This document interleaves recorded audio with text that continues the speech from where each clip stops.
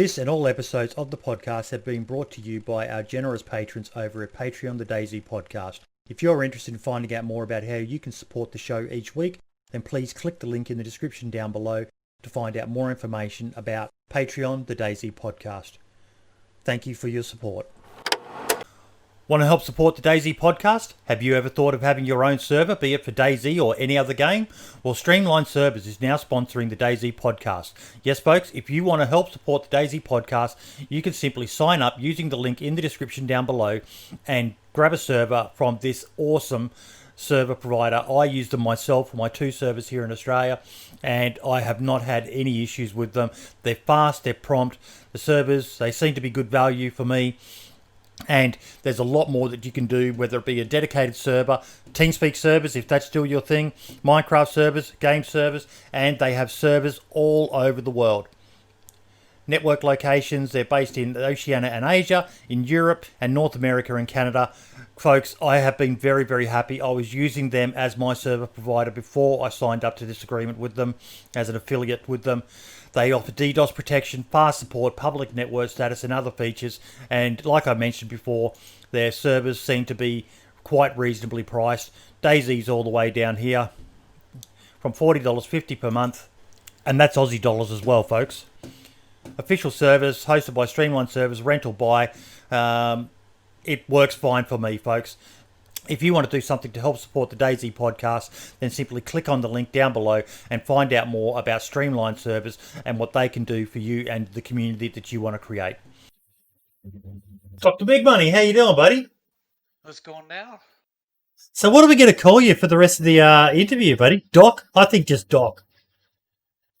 You could call me that. I mean, my first name's Chad. That's what I go by. But yeah, mate, if you've got the first name Chad, you have to be loving that right now.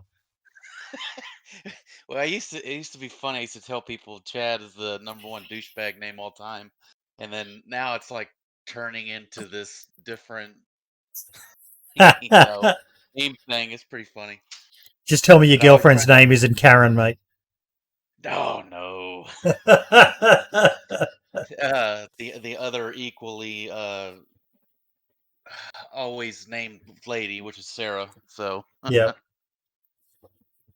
So how's it going, man? It's nice talking to you. It is. We're just waiting on Brims to turn up, and I'm just playing with. I had some new artwork done. New year, decided to try and up the ante a bit for the show. Nice. And I've got a really good guy who does the artwork for me because I'm shit at that sort of stuff, mate. I still draw stick men. So I was always the same when I built communities, that I was always the herder, the kind of the rah guy. But as far as creating any of the art or something like that, that wasn't my thing. I'd go find the guy that could get the art done, but I wouldn't do the art. Now, do you have a logo at all? For myself, no. No, that's fine. The avatar of me in the thing, that is actually me in the. I had speaking of art, I commissioned an artist to make me a Magic the Gathering playmat. So my screenshot there, that little picture. Yep. Actually, I'll just drop it to you on Discord. I don't know if you want to clip it out or whatever. I'm just going to put it on the home screen, and I'll add your name as well. I know Brim likes to do the same on his stream. How you doing, by the way, Brim? No, we've lost him. Oh, no, he's back again. Bad, mate. There we go. I have arrived somewhat. I'll be uploading all this artwork. I only got it today, but new artwork for the podcast overlay and stuff. Cool. I do have your stream up, I can see, and it looks bloody nice.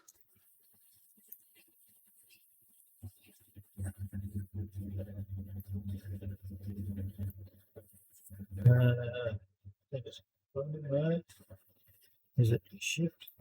Yes, it's shift.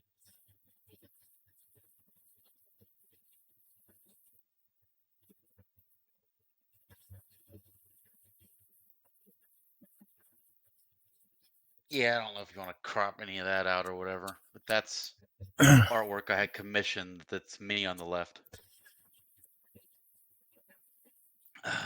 That's pretty cool, man. That's pretty sweet. Yeah, I don't know if you ever touched Magic the Gathering, but there's a lot No. of nods to different cards.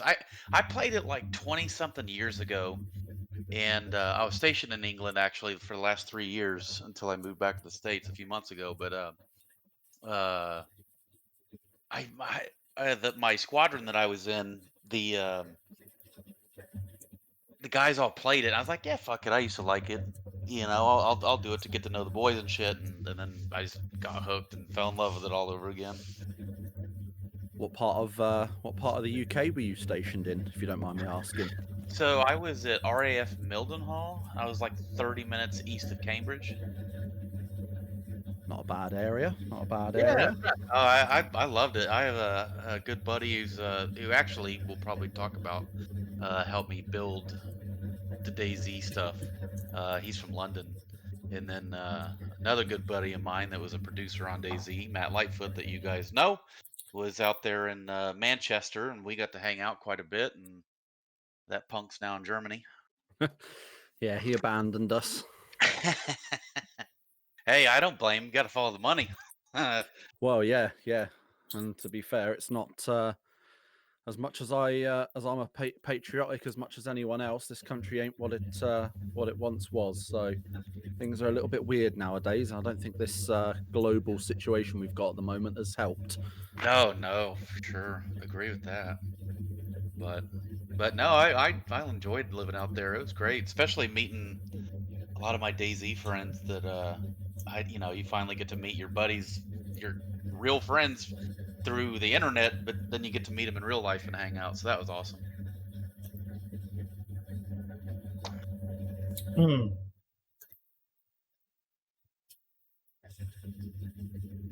I don't know what it is, but I find some sort of weird enjoyment in both the similarities and the differences between the UK and the US, because obviously we're both, English speaking countries, and we're both so similar but also so different. Like, my absolute favorite thing is finding out that we call the same things like the same objects different things, so like, for example, there's all sorts of different ideas, but things like laundry baskets, we don't necessarily call them laundry, or laundry hampers, we don't necessarily call them that. We'll call them something different. Like, those little random differences between our two countries, I don't know why, but that's one of the most fascinating things for me, and I to this day cannot understand why.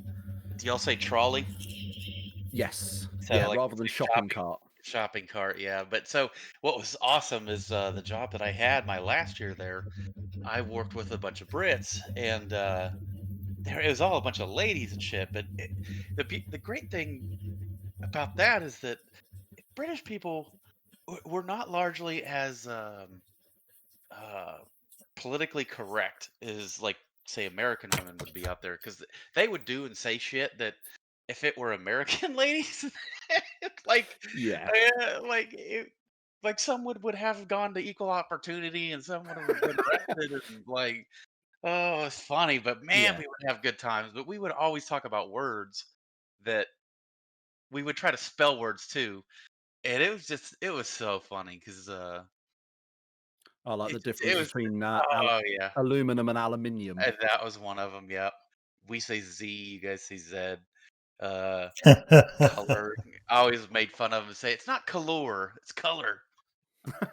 Yeah, I think because we add the letter U in there, but you guys Yeah. don't use the letter U in that word. No. Although I do think you guys spell gray better than we do. Oh, we spell it with an E, don't we? With an E. We do it with an A. Yeah. Now, apparently over here though it's interchangeable. Neither way is spelled wrong. But It's the way that's the way I always look at it. If I see it written down, regardless, I know what that word is, and I know generally what it means in the context of what I'm reading, so it makes no difference to me. Yep. But like you say, stuff like that, I don't know why to this day. I have no idea why, but it absolutely fascinates me, the differences between. Oh yeah, so I got a neighbor over here. This young guy he's in the Canadian Air Force, in where I'm at. He's which is Oklahoma City. He flies on the it's called the AWACS, but anyway, he's Canadian, so it's same thing, English speaking, and just as we get to know each other, you find out these differences, and it's just Yeah. funny. It's funny, isn't it? It's so fascinating to learn about another culture, but it's so weird to think that it is another culture. Like, because, like I say, we're too large. Well, I mean, as far as land mass, we're tiny in comparison to America. We're a little island, but as far as population and overall global positioning and what have you, we are probably the two biggest English speaking countries in the world, and it just seems weird that there's so many unique differences and yet we're still somehow the same. I don't know why it boggles my mind, but I absolutely love all that sort of finding out the different words for different things You know what things one of like the that. biggest shockers is? It's not shocker, but it's and this is the same for Europe too. So I lived in Germany for 2 years. I lived Korea for several years. Um, but what was always really fun for us is being out in public and around, uh, either in Cambridge, London. You really couldn't do this because it's just so diverse, with different people from all over the world anyway. But like, it was always spot the American, like. Yeah. So English people and Europeans aren't really brand looking associated, right? So they're not. You don't see, like, if you go to America and you go to big cities in America, you see everyone rocking these big ass like hoodies with Dallas Cowboys on it, or Tommy Hilfiger, or Yeah. we're just branded everywhere, logofied. But you go mostly in England. Not say that there's not people that don't have a Nike hoodie on or something like that, but largely you see people wear nicer clothes. America is always in baggy sweatpants and a hoodie. Yeah, I mean, we've got a similar thing with like football, or as you guys would call it, soccer shirts for our football teams. It's a similar thing here. There is a subsection of the UK population that will literally, no matter whether it's raining, snowing, you could be in the middle of an Arctic blizzard, and there are people in this country who will go out in shorts, flip flops, and a fucking football soccer t-shirt, and Yeah, they're not the it's sort not of it's not to our numbers though. no, I mean they're not the sort of person that I tend to associate with too often. But yeah, it's mad. It really is. We do get some of that same sort of. You can kind of spot certain types of people just by looking at them in this country. But like you said, with the women and stuff, if an American woman has a few too many wines, she'll go and have a lay down, and that's it. But over here in the UK, you give a woman a bottle of wine and say drink that, you guarantee her t-shirt's off, her boobs are out, she's upside down in a fucking trash can, doing God knows what with God knows who. Like it's such a different world. Oh, it's funny. No, it's good. It's always funny. I mean, and tell me when we're starting, because I definitely want to stop so you can do your No, plug in and mate, we've already started. We've already started. This is all going in the podcast. We just it's a very informal sort of show, mate. We just love to chat with our guests and follow the conversation as it goes. And once we pretty much exhausted everything, then we touched on the other topics we've got. So keep on going. I'm enjoying the conversation because Australia is almost like the stepchild of both of you. We're a combination of both England and America, so we're obviously a bit more English, but we've also got a lot of Americanized aspects of our society as well. yeah, but our little game journeys that they take us on. I have a good friend that he's in my Discord that he's Australian, but it's just funny how you meet people and you become friends because we were playing PUBG. We were running trios, and it was just me and my buddy, and we got queued with this guy who was like super nice, and we were playing and whatever, and we all died, and we queued up again. Well, all of a sudden he's with us again, and we were like, "What the fuck?" Like, it was awesome. So we starts talking, and I thought I was muted in the game. I didn't realize I was open mic'd, and I was talking through Discord. And I was like, "Hey man, should we invite him to our Discord? He sounds like he's a pretty good dude." Because like you're always hesitant about who you bring into your discords and whatever, because all it takes is that one guy you think's okay that's a piece of shit later, and but Just ruin the fun. just ruin the fun. And anyway, so I said that to my buddy, and he goes, "You know, I can hear you, right, mate?" It's like, Oh shit! I was like, "All right, Devious. Well, do you want in?" And anyway, he's been with us for like 3 years, 4 years now. So anyway, it's funny. But no, the one thing I was gonna say before I said that was, Americans always, oh, we're number one and all that shit, and it's like you can always say that if you haven't lived outside the United States. I mean, like I lived in Korea in 2005. I lived in Germany in 2006, 2007. Korea again in 15, 16, and then England's 2017 through 2020, and I've deployed to Baghdad and all that stuff, and everyone's living their life. Everyone's got their best life they're trying to live. No one's got a monopoly on the good life. Definitely not us. Not England. Not Canada's probably got a pretty good. They're pretty nice over Speak there, for yourself, mate. Australia's fucking awesome. Yeah. Well, that's the thing, isn't it? There's like Boydie said, Australia is sort of like this weird cousin that we still love, unconditionally. But the language is so different. That's the thing, is like the language between the UK and America is different, but it's not that different. Like, you call it a shopping cart, we call it a trolley. It makes sense to both of us. But there are some words for the Australians that just don't make any, like thong. THONG. Like, to me, that's a lady's underwear, but Yeah, to an Australian, that's footwear. That's a flip flop, and like that will never. I'll give that you will such a never make fucking sense. thongin. Exactly. Like, if a woman said that to me over here, I'd take my trousers off and be very happy that I might have just received an offer for some fun. But you guys say fags for cigarettes too. Yes, Mate, one of the funniest things I ever had in the Australian Army, we used to do an exercise or exercise long look, where Australia would send some Aussie soldiers over to the UK, and the UK would send Pommy soldiers over to us. And twice I was lucky enough to get a corporal from the British Army. And one of them when we were in the mortar platoon. Oh, God, he was a fucking legend. He was in the Welsh Guards, had some really good stories and all the rest of us, but he had one annoying habit. He used to always wake up in the morning and say, "Can I bum a fag?"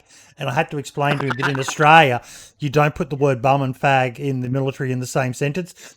I know that's not very PC in today's day and age, but you're in the military, Dr. Big Money. You know what the military humour is like. And we had to explain to him about, bumming and fags. You just don't say that, especially to when I've just woken up, mate. You want to what my bum? What? Yeah. What? Well, speaking of bum, there's bum bag, that we call fanny packs. Yeah, but see, that's the thing, is you call your bum, your arse, your fanny, but over here, fanny is a slang term for vagina. Yeah, same for us. But then even then, no British person over the age of 18 uses the word fanny unless they're calling someone a fanny, as a way of like, "Oh, you're such a fanny. Stop whining about whatever problem." Otherwise, like, fanny is not used after you've left school, pretty much. We don't say it unless you're referring to the fanny pack. Yeah, it's such a weird word, and there are so many of them that it's just. You could literally make like a full like documentary film series with David Attenborough about the different bloody words. It's mad. That would be pretty fun. But I'm gonna drop you something, Boyd. This is DayZ related now. This is Ooh. I don't know if you've ever seen. Have you ever seen that before? DayZ Bulletin subreddit. One second. DayZ Bulletin. No. This is where it started. This was pre-DayZ Underground. 7 years that was built ago. I've never heard of this. So, if you want me to launch into it, I can kind of get cracking in this part. Yeah, go for it, mate. Go for it. So, look, this is episode 41 of the podcast, folks. Some of you have probably never heard of Dr. Big Money, but it's a name that I've heard often. And as you mentioned before, we had Matt Lightfoot on, and he really pushed it, and I was like, fuck it. I really enjoy, like, Brim, you remember how much fun you and I had with Matt as a guest? Yeah. And I'm already enjoying the fact that I've invited you on, mate, because, wow, DayZ Bulletin. Never heard of Reddit DayZ Bulletin. No, I'm glad to be here. It was when Matt told me, and then Ace Whittles, had suggested. I was like, sure, of course. Like Yep. I never left DayZ Underground in any kind of negative way. I had poured so much of myself into it, and DayZ, which to many is still the same thing is going on, but it just wasn't crossing the threshold that those of us that joined during the mod days were just really hoping for. And so, I mean, I'm talking years of my life was wrapped up in DayZ Underground. And then it was just, it was just time to move on. And I handed it over to good friends that are still doing great things with it. And then I know you've talked to Ace Whittles before in the chat. I don't know if you ever had him on or whatever, but Yep. he was a guy I added it as a mod. That was like my last action was making Ace Whittles a mod, and I didn't really ask any other guys. I just knew the Ace was good for the thing, and I was like, "Fuck it, Ace is a mod." And I put it out. But just So because hang he about. had Stop right now. Back it up. You jumped way ahead. Now, for a lot of people, DayZ Underground is one of the basically every role play interaction focused server. DayZ Underground is the benchmark for what you want to be like. How did it all come about, mate? Tell us the origins of DayZ Underground. so the mod I think came out in like April of 2012. I probably started following it in May of 2012. So we jumped on and started playing, and I started my love of Reddit probably around that same damn time. So, um, like if you were to ever cruise like on Reddit, my profile is DrBigMoney. Um, and so I used to do a just ton of stuff on the subreddit, and I was like that one name everyone knew. I was always trying to be helpful. If people had questions, I was either quoting, all right, here's the link to where Rocket said this, here's the link where this was happening, here's this. I always trying to be helpful to everybody. But all of us kept getting there was a big portion of us that only really wanted to hear about or read about DayZ standalone and wanted to just have discussions. And you kept just getting these shit videos, and just it was the regular DayZ subreddit was just it was trash. And it didn't even look that good at that time. And so I went over to start this DayZ bulletin, and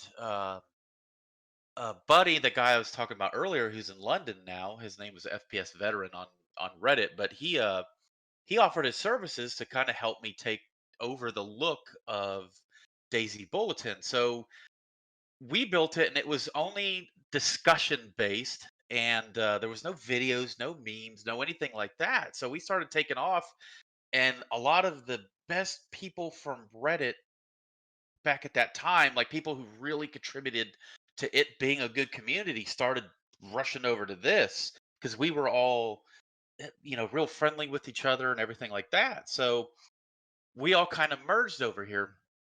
Well, then it was kind of like the DayZ moderators were getting um, almost jealous a little. Our shit started looking better. It was ran better. And so anyway, I'm a guy that likes to help everyone out. So I told them, I'm like, look, if you guys want us to kind of take the DayZ subreddit and beef it up, make it look better and all that, hey, we're into it. And I promise you, this is all leading up to DayZ Underground. so, Yeah. uh, so they ended up bringing us on to be moderators of the actual DayZ, and this is still all before DayZ standalone even released. All of this, so they bring us on, and I said, "You're not bringing me on without bringing FPS Veteran, who was my guy who did the design of the subreddit and stuff like that. At least the cosmetics." Um, so anyway, so I get him in, and we start doing our work. And I don't. Let me see if DayZ subreddit still does it. I don't know if you guys know this either. This is pretty damn cool. So if you go to the DayZ subreddit and you go to so you see the DayZ can of beans there, right? Second.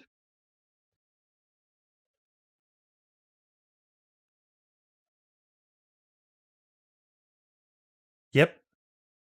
So I always felt the best way to get your community to kind of take hold and be a part of it is to try to give them some ownership in it and find ways to where we could allow them to be a part of the creativity of what we were doing. And so we ran a banner competition for is a week or 2 weeks. And we said whoever won it, we would buy a copy of DayZ Standalone and give it to them. And we had this thread sticking forever. So you'd see all the submissions that were coming through, but there were so many good ones that we were like, how the frick do we choose this shit? And so me and my buddy at first thought this was the best one, the DayZ, the Reddit DayZ beans. Just how it looked, the fact that it faded to the black on the outsides, so that Mm-hmm. then no matter what kind of browser scale people were using, it always worked. But anyway, so what I ended up doing was asking my buddy that came over to go, hey man, look, let's do it this way. How about we offer like 6 winners? And if you go to the main DayZ subreddit, you're going to see this banner. But if you go to filters and then go to or trying to get to the DayZ wiki.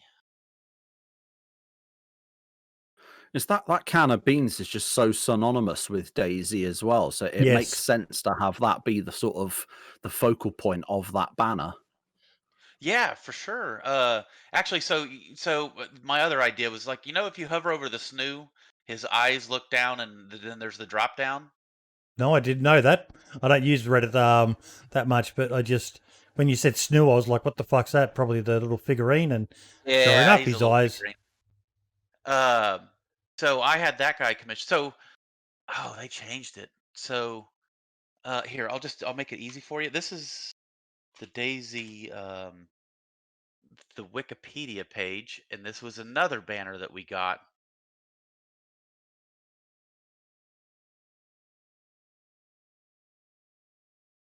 That used to be the DayZ banner from a long time ago.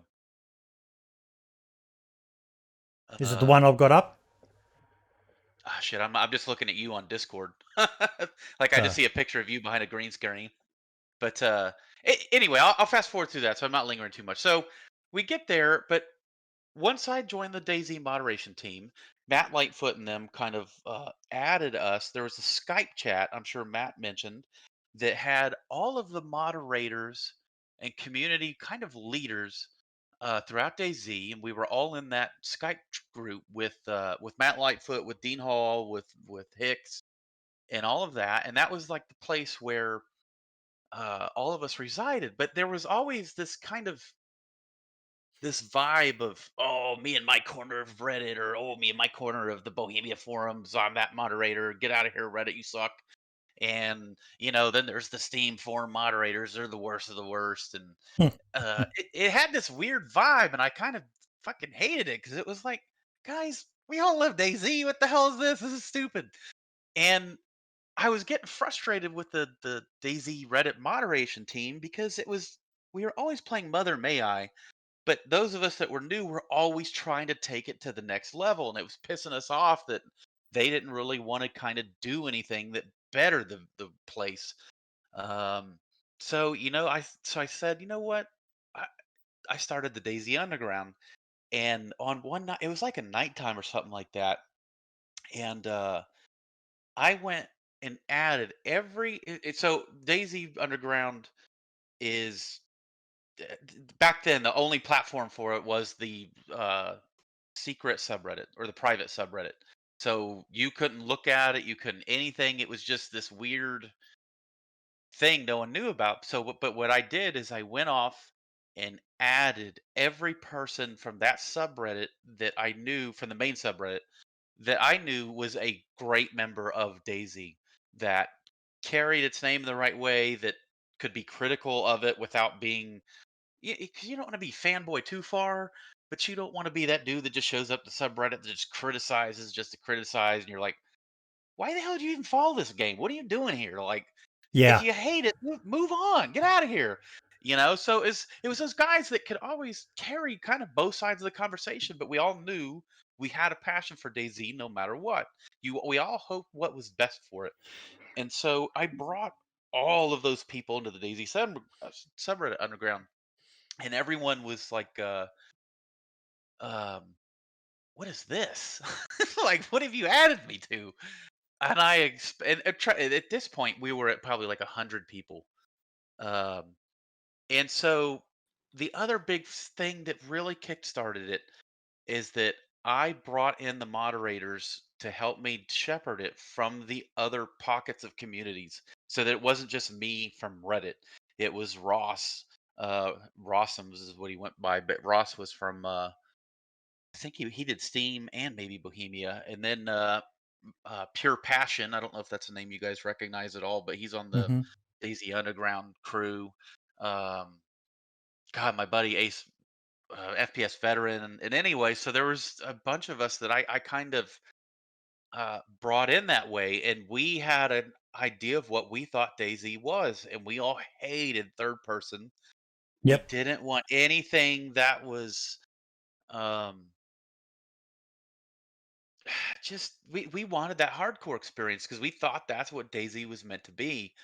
And one thing that I actually deferred on with the team, but even though I started DayZ Underground, I'll go with what the team wants to do. But like in DayZ Underground, there's factions that anyone Boyd can go create one tomorrow, and it might last a week. And I might go create one, the new one, and it's this. And I thought it would have been better if we had constructed ourselves with a backstory, like 4, 5 different factions, and we built it ourselves.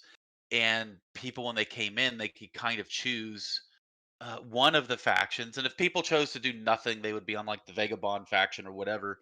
But my thinking was always that we could control the story, we could control um, what we wanted to do for events. We could kind of keep the numbers more stable because and DayZ Underground, everything always fluctuated. It was oh, we're a clan or a faction, and it's like you got 3 people, man. You're not you're not a faction if you got 3 people. So, but they were like, no, we need to leave it dynamic and let them do it. And I'm like, all right, we could do it. I'm like, I don't think it'll in the long run. I don't think it'll work out as well as we could do it if we crafted it ourselves. But I was like, all right, I roll with the team. So anyway, we did that. But then I'm not sure if Matt told you, but Hicks.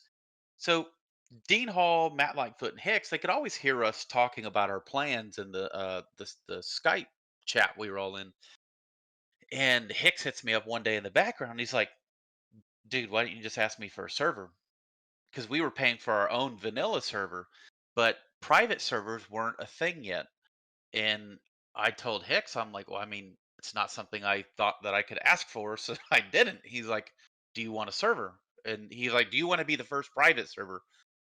Yeah, sure. Like, why wouldn't we turn that down? Especially because it was free. Because we Yeah. were ready to pay for a vanilla server, and we were fine with that. There was nothing wrong with that. Um, so Hicks was like, all right, we're going to give you one, but you can't tell anybody. The fact that we had the first private server for DayZ and our members had no NDAs on them, no anything like that, and that didn't leak out at all, spoke to the quality of the people that founded that community, that it never got out. I mean, we had like 100 people that knew about that server.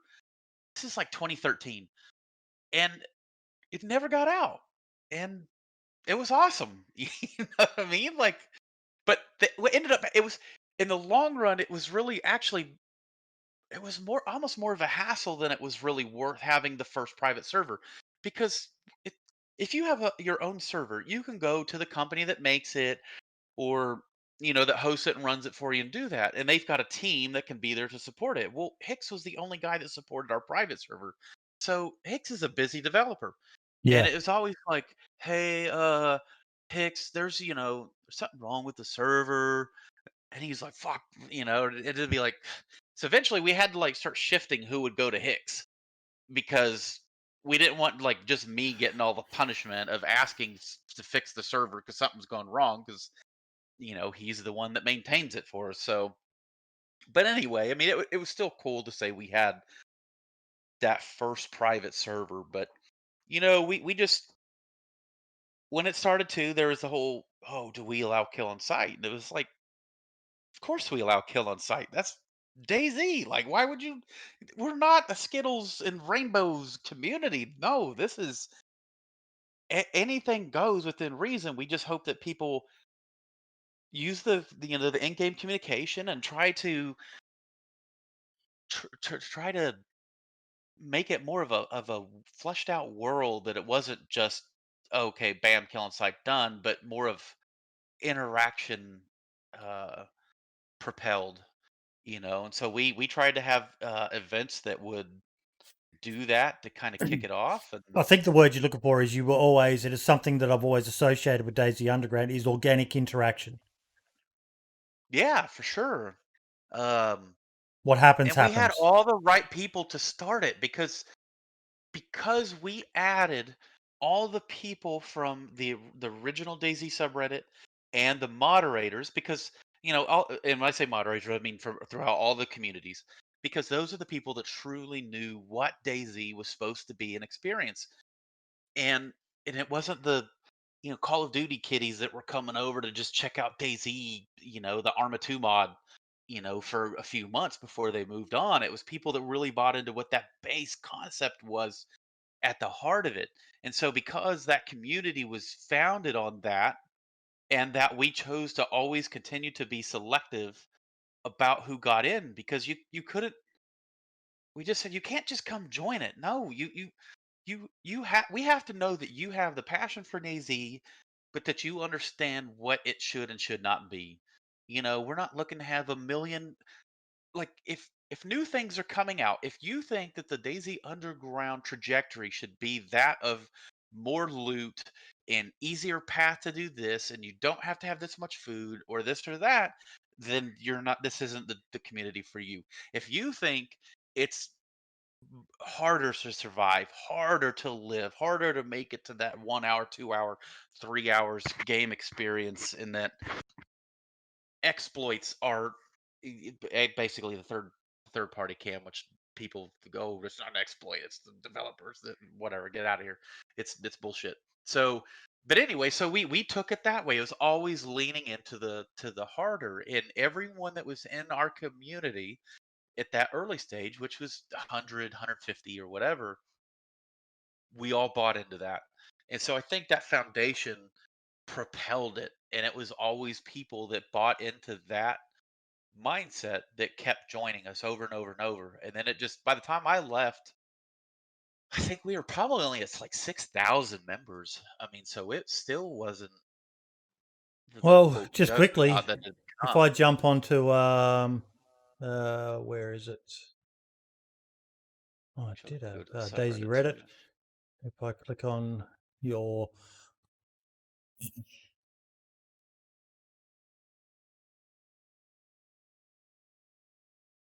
Reddit, DayZ Underground Yeah, I'm on there right now. has Like 5,000. 4,500 subscribed survivors. Man, that's crazy. And that's just that. And I know they've got their Discord now.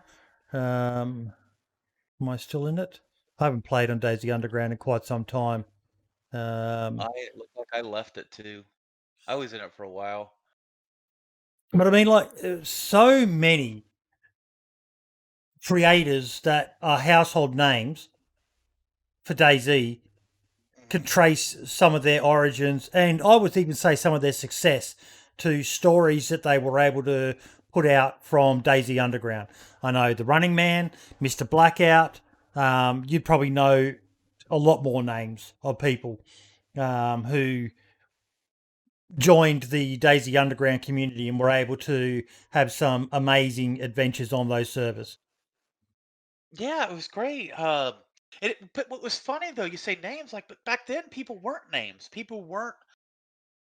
God, I mean, Lyric and a whole bunch of these guys that propelled off to DayZ Summit. You know what I mean? Not Summit, but who's the guy that always wore the damn sniper shit on the he always wore his ghillie when he was on the screen for a while. He became a big Twitch guy for dang, I can't remember. He was actually buddies with Dean Hall and shit like that. I think he was actually going to work with Dean Hall for a while. But anyway, um, back then, like everyone made a name on the back of DayZ, you know, and it was just funny how everyone shunned it and kind of like moved on. Because there was and I'm sure you guys know these parts of the community that kind of, DayZ for a lot of things has become like a perpetual joke to anyone that didn't really follow DayZ, or people that say, oh, this is an example of what early success shouldn't be like or whatever. And I never subscribed to that. I mean, even though I left DayZ because I was DayZ'd out. I was exhausted from it. I needed something different. But I still root for success. I still want it to do well. I still rooted for Doug. That's why DayZ Underground, that I handed the keys over to people that I knew that still cared about it. And I always, you have those community, and I still think DayZ subreddit is a product of this. Uh, that you have people that like, nope, I'm still taking ownership of it, but they have no care for it anymore. You have like, how are you going to take the community forward, propel it, cultivate it, and keep doing new, fresh ideas if you don't even care about it anymore? And for me with DayZ Underground, it wasn't that I didn't care and I cared about it, but I thought we had gotten to a point where, all right, we have an amazing team of people whose passion level for DayZ started after mine, so they're still fresh, they're still ready to kick it, they're in overdrive for it, and I'm like, I'm willing to turn these people over, like so with DayZ Underground for me, and I started another community that actually became really big as well called Squad League for a video game squad. Um, I never had to be the face of the franchise, even though I was the founder. Like, so if, like, for DayZ Underground, I didn't care to become some big streamer off of it or anything like that. I just wanted to run a really great community Yep. that charted something that everyone enjoyed. Like, that was important to me. It didn't matter that, oh, DrBigMoney's got 1,000 views on Twitch now, and that wasn't what propelled me in with these communities, like DayZ Underground. It was, I want to create the best fucking community. You know what I mean? Like, that was important. So anyway, I'll try to get more breathing space because I could talk, man. So No, I that's definitely, I don't want to take over from you or anything. Brim and I can talk as well, mate. But it's a sign of how good of a guest you are that both of us are just sitting here, just enraptured, listening to all the stuff you're talking about, because this is stuff that I was following DayZ back then, but I wasn't in on a lot of the information. I was an outsider, and I was aware of DayZ Underground and a huge fan of DayZ Underground. Like I said, I played in it myself. I've got some great videos and great memories from having played on that server, because, like you said, you created something that I do firmly believe there's no right or wrong way to play DayZ, but I definitely believe there was a way that it was intended to be about. Not about a PvP run around, high loot, fucking traders and all the rest of it, but about interactions and the threat of dying from just a random bullet, or being betrayed. And DayZ Underground was one of the first high profile servers that enabled that experience to be seen by so many, thanks to the likes of the people I just mentioned. Mr. Blackout series that he did on DayZ Underground.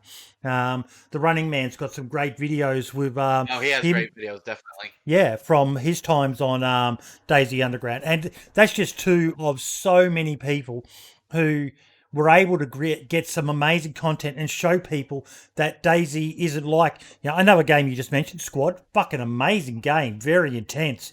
But all it is a shooter. You get some funny moments, but at the end of the day, all it is about killing the other team to achieve the objectives. DayZ, no. So much more. So much more to it. And it's great servers like DayZ Underground. It says to me as well, like what you mentioned before about Hicks and Dean giving you guys a server. they obviously liked what you guys were doing. They obviously saw that you guys were, in capturing the vision of what DayZ was meant to be, and they wanted to help enable that, to try and nudge, I won't say push, but nudge the game in the direction that they wanted it to go. Sure, and the beauty was too that it was almost like, because I had brought in pretty much a lot of that people from that Skype group, that they knew it was the right community, like you said, that was about to start flourishing with it, and there was other good communities back then too, and then there was communities that people knew were probably trying to make money through donations and stuff like that. And I feel like I remember one organization getting in trouble for it that was clearly just trying to make money. Like we had always kept the think, no, if we make money from donations or whatever, it goes into making DayZ Underground better. And how do we do that? Like, I mean, and this was no different with DayZ Underground, but I did this with Squad too. Like, so I couldn't pay people outright, but I always, if people were going to give me their free time, and my free time was my free time too. So, but no one paid me though.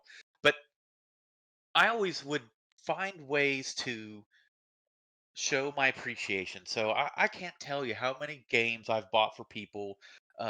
Even in Squad, one of my guys that made videos and stuff like that, he didn't have a big enough hard drive to support and do these other things. So I'd asked him what his address was, and I had sent him a hard drive, and he was like, "What? You just sent me a hard drive?" I was like, "Yeah, man." I was like, "You need it, dude." I'm like, "You're making these videos for us," and I'm like, I got to show you my appreciation, and Mm-hmm. it's important to me because all these people, it's their passion too. But time ultimately isn't free, and I always wanted people to feel like they were appreciated for being a part of the community and their contribution. So that was always important, and I always felt like stuff like that, those little gestures, were always something to kind of keep people engaged. And Mate, I mean, not that was you've a definitely carrot got or anything. a kindred spirit here in the DayZ podcast. We love doing shit like that as well, don't we, Brim? Yeah, definitely. It's good to see that there's still that out there as well. You're still seeing on Twitter every day. You're still seeing positive things and good things in the DayZ community, and it's. I think there was a small period of time back 4 or 5 years ago where it was a little bit more toxic, and there was a few more trolls knocking about and kind of ruining it for everyone. But it's nice to see that we now seem to have transitioned out of that, and as a community we've grown, and there's a lot more positivity out there, which I think's absolutely brilliant. I agree. I hope to keep seeing, like, I go back to DayZ probably a couple times a year, and we'll play it. I actually haven't. I downloaded them all. I just haven't jumped in it yet. But it's still, DayZ will always be near and dear to me. Always, even though there's frustrations, and like you said, you see that, because the negative stuff could be, especially if your community uh, leader, where, God, the negativity can just, it can get to you, especially if it starts infiltrating your own community to an extent. But like, say for instance with DayZ, I don't know if you guys remember. Do you remember they bought that studio in Bratislava? Do you guys remember that at all? Mm-hmm. So Yeah. it was like 80 or 90 people they brought on, and then those people were initially um, going to be the team that brought us the animal AI. I think they worked on like one of the Hunters games or whatever it was, and so they wanted to bring those guys in to start bringing in that stuff. But there were some comments with the DayZ team, and this is probably a few years ago, where it would sound like they were only at 10 people. And it was like, how did you go from 30 to 40 or whatever internally with Bohemia, and externally with the Bratislava team with 80 to 90? Like, what is happening? It was like, always a source of frustration. Like, what is going on? But I tell my buddies, I'm like, because we still have, a little passionate DayZ, because I'm still really good friends with a lot of these moderator guys. We're all in my Discord's a Star Citizen organization, but uh but in reality, none of us play Star Citizen. We all play Hunt Showdown. So I don't know if you guys have ever played that game, but holy shit, that game is great. Like, hands down, my favorite game all time now. It takes all of the best moments of DayZ and like distills it into rounds. You know what I mean? Like, like when you come across a fight at a town in DayZ, and or you're stalking somebody from town to town, and you're doing this. Well, Hunt has that in spades, like all the time. It's just not looting a whole bunch. But anyway, it's a different story. But fuck, man, I don't remember where I was even going with that. About the negativity and. Oh yeah, so no, I was talking about the DayZ team where like a lot of people say, oh, they still haven't even fixed the vehicles. The vehicles are still jacked up. They're still this, or and I feel like, and I don't know this. And you guys might more devs than me now, but Arma 4 has to be on the horizon. You know what I mean? I mean, Arma 3 came out like 7 years ago, or however far ago it was. But like, if Infusion is going to be the new engine for the Arma series, and Bohemia has stated that Infusion is their new engine, they have to fix all this stuff. Like, it Yeah. has to be. Because for Arma 4 to function and be what it needs to be for that community, this all has to be fixed. So there's a part of me that's always like, I feel like DayZ has almost gone to like skeleton crew level now, and that most people are working on the engine through the Arma series. And I think once they shit out a proper engine through that game, I would be willing to imagine DayZ 2 starts to emerge. Because God, even though DayZ is newer now, a lot more newer mechanics, but you're still running Chernarus. That shit was made 2009, and even though you put out a new map in Livonia, which is awesome, anyone that's spent a lot of time on Chernarus knows you go get on Livonia, and it's just it. I mean, it's Chernarus with some Arma 3 assets into it, but. So the textures are still largely from 2009. It doesn't look like an updated game. And I think if they came out with a DayZ 2 eventually, and I don't know if that scares some people or scares you guys, but I think that's where DayZ would truly emerge and recapture a lot of those negative Nancys that fell off, because you would have all new textured buildings. You probably have proper jumping through windows and stuff like that, because even back then, Peter and a lot of the original devs said, man, you can't get, we could do vaulting through windows, but you just can't in the current build of all the buildings across Chernarus, because it wasn't constructed for that in mind. So you have different heights on different windows and all of that. So that's why we won't have in DayZ in its current iteration vaulting through windows and shit like that. But I bet into DayZ 2 it could, because it would be built for it properly. We actually talked about DayZ 2 a few weeks back, didn't we, Brim?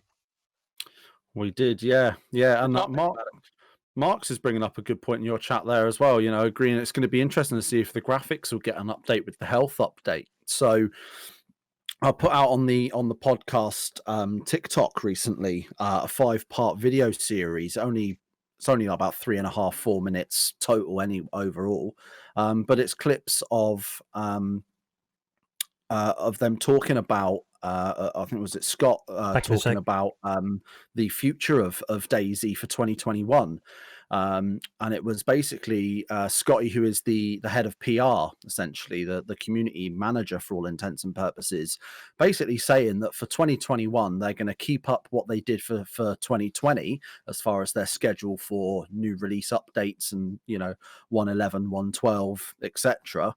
But they're going to be concentrating more on the health of the game and less on the content.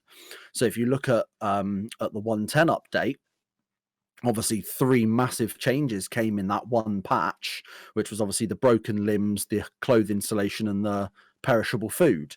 So that's 3 big things that they brought out in one update for 1.10.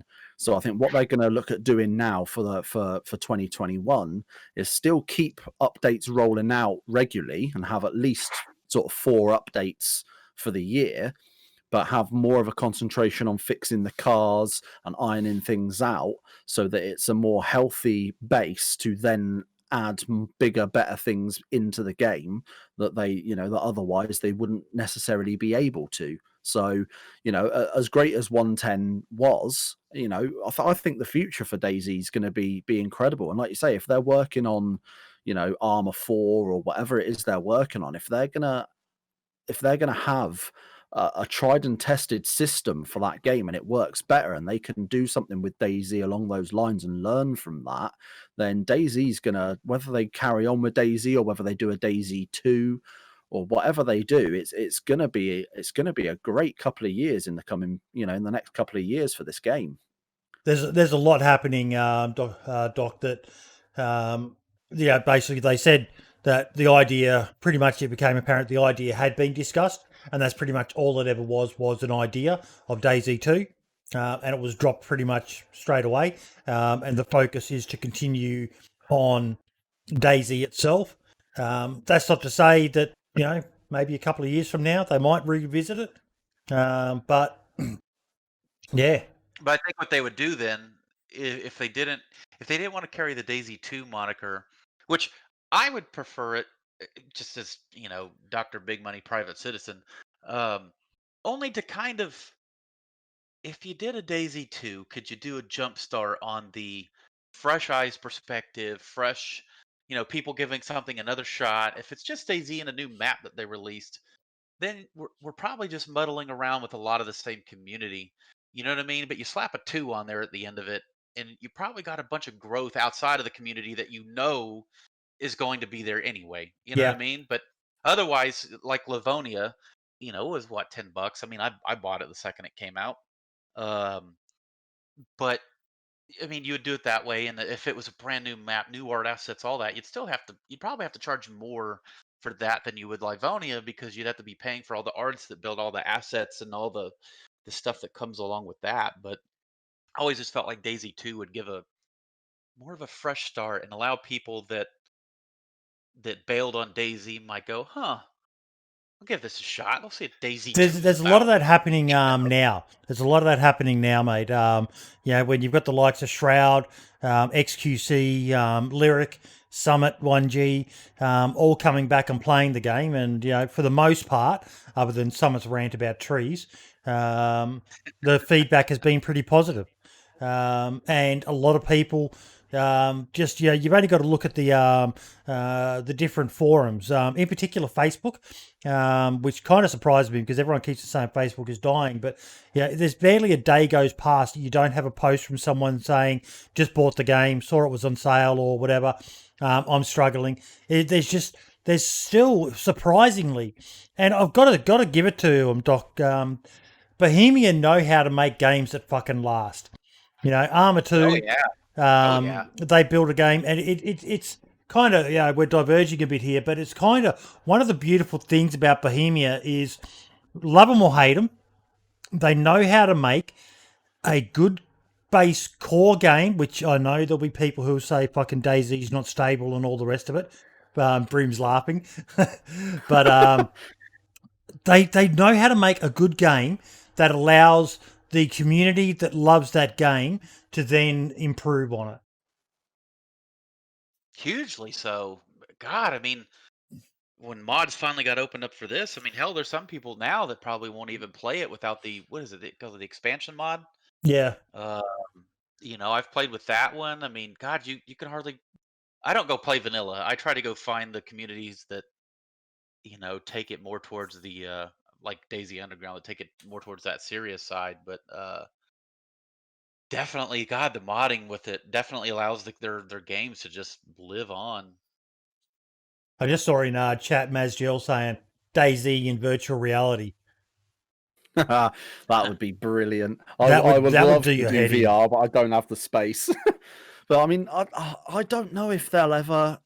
I know during the Christmas episode of the podcast, Scotty, we mentioned with Scotty and Jakub, we mentioned DayZ 2, and I know they've mentioned it on Twitter and said, well, we're not done with DayZ 1 yet, so we're not doing DayZ 2, and I loved that because it was such a brilliant response. But it's if they were to ever, whether it be 5, 10, 20 years down the line, if they were to ever do a DayZ 2, they better fucking pray they don't fuck it up. Because Yeah. let's be honest, if they suddenly turn around in 5 years, whatever from now, and say, look, here's how we're continuing with DayZ as normal anyway, that's never going to change, but we are going to do a DayZ 2 and then see how we go from there. If that DayZ 2 isn't polished up to scratch and ready to go, Oh my that's God. it's Bohemia Actually, will be bankrupt. That's a good point. That's a good point. What was it like for you, Doc? Creating the first private community and being one of the early believers in the DayZ vision. And we all love the game here. We wouldn't be doing this podcast. You wouldn't have come on if you didn't love DayZ. But pretty much no one can say there weren't dark days where we wondered what the fuck was going on. What was it like for you during those periods? I think during that early periods though, it was kind of there was some charm to it from this perspective of, I don't know if you guys played that early on, but even patching DayZ to get it to work when they pushed out a patch was like, it was like a nightmare. You'd have to go into folders and replace this file and that file. Yep. It wasn't some easy, seamless thing. It was like a hassle just to even figure out. I mean, hell, once I figured out how to do it and you brought in, because everyone was bringing their buddy on, you'd have to, because Discord wasn't even around. So you're like jumping on TeamSpeak or, I can't remember what the other one was. The good old days to TeamSpeak. TeamSpeak. Yes. So you'd bring them on and you'd be walking them through how to fix it. And like, all right, cool. And then you get on and, you'd have those buggy ass moments, but the moments that are great far outweigh the bullshit. We've all fell down a ladder, broke our legs, and no one's Yep. around, and you're just like, well, Fucking didn't even need to fall down a ladder, mate. Just walk through a doorway. You are dead. yeah, What the fuck? and you're like, what? So there's that, but that's why those sayings too, like, don't get attached to your gear, and you'll be all Yeah. right. But you summed it up perfectly when you said there's a certain charm to it. There's a certain charm to remembering the bad old days, and now you can look back and laugh. Yeah, but the problem was there too, and I think the DayZ team. When I say DayZ team, to me, I'm talking Rocket and those OGs, because even Hicks still came on after. It was Matt Lightfoot and Dean Hall that were the first two, you know what I mean, that went over Yeah. to join, and then Hicks was a little bit later. I'm not saying he was a lot later by any means, but he was a little bit later. But it was a long journey to even releasing the standalone.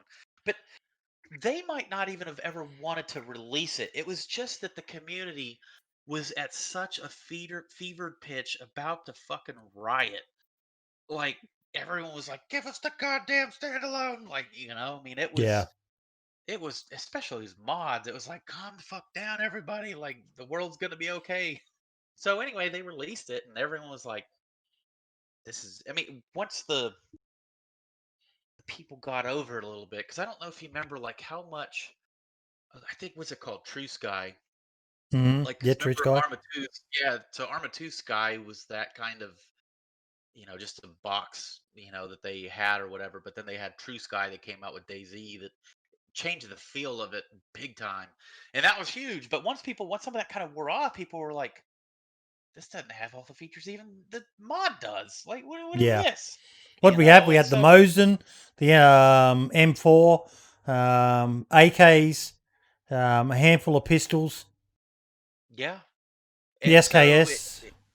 a lot of people got pissed and kind of just moved on. It got real divisive for a bit, but I mean, luckily DayZ Underground wasn't that way, because it was everyone that bought into the vision, and I think that understood the trajectory, or at least what it was back then, and knew, hey, you gotta. Rocket used to always use the analogy of for house building, but you don't start with the frame or the roof. You've got to build that concrete slab foundation. I mean, so um, back then they put in a shit ton of work just trying to do a proper inventory screen, because you know how that old school Arma 2 inventory screen used to Yeah. be. Um, so it just, we all knew that it would take time, but 1 year turns into 2, turns into 3, and then now you finally got one more weapon or what. I mean, and I'm being facetious there or embellishing a little bit, but I think a lot of people are like, all right, I've graduated college now from middle school.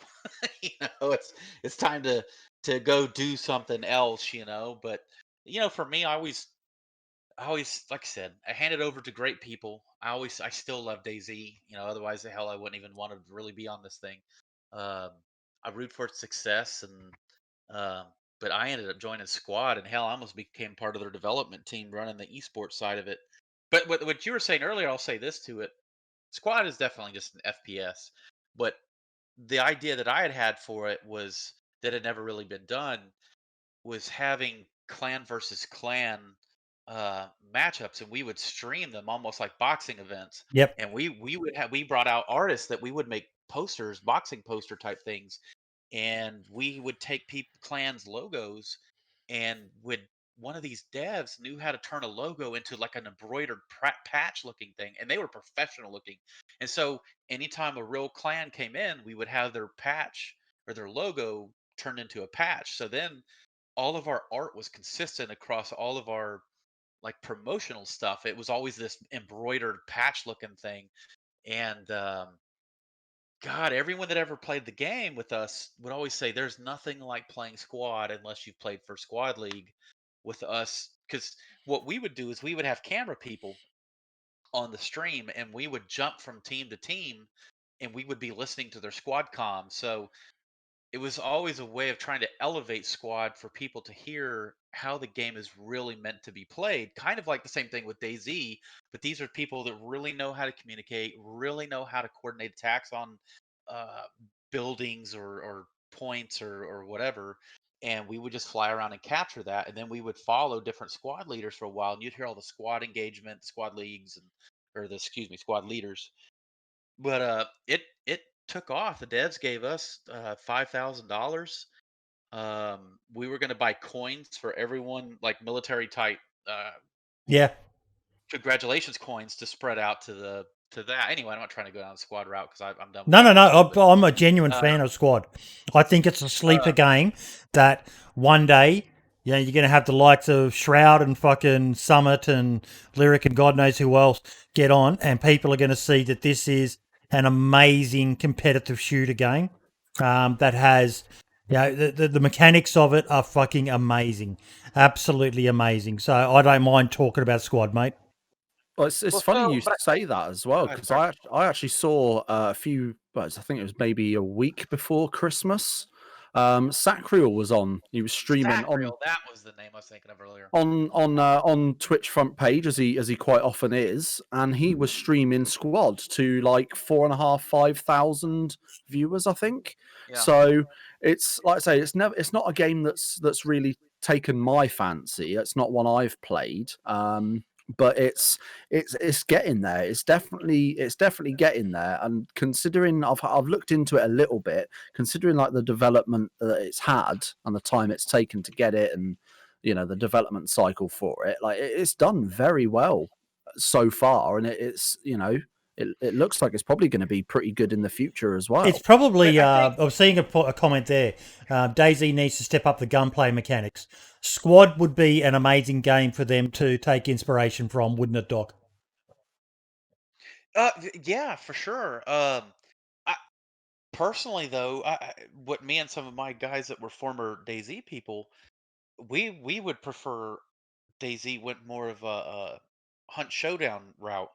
Have you guys ever played Hunt Showdown, by the way? No, but I've watched people play it.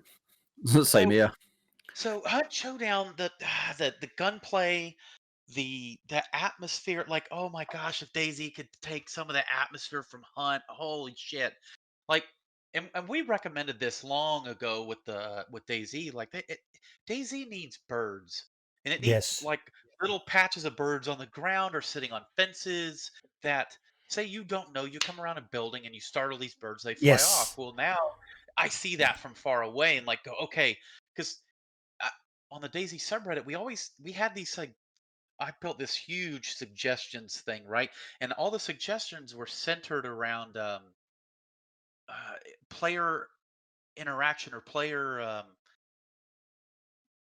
players' impact on the world, right? So, for instance, Yep. something that they just came back out with finally was, if you're using one of the fireplaces inside of a house, we need to see smoke being emitted out of the smokestack. So then, if you're going by a town and you see smoke out of a smokestack, it's oh shit, either players there now or they've been there recently. We've Like said in the that. past that there needs to be more ways to. I think that the way the topic came up was I'm not a fan of kill feeds on the game, and feedback I had from a mate of mine who had a server that had it, and he goes, "Yeah, but people like it because it lets them know the server's alive."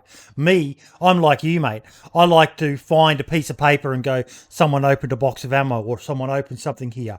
For me, it was I hadn't even considered your idea of you walk around the corner and you startle a flock of birds. Mine was that if someone's off in a tree line and they shoot, a bunch of trees should come up. A bunch of birds should fly up from the trees where they are and fly off in a direction. So if you see those birds, you've got a rough idea of what direction the person is in.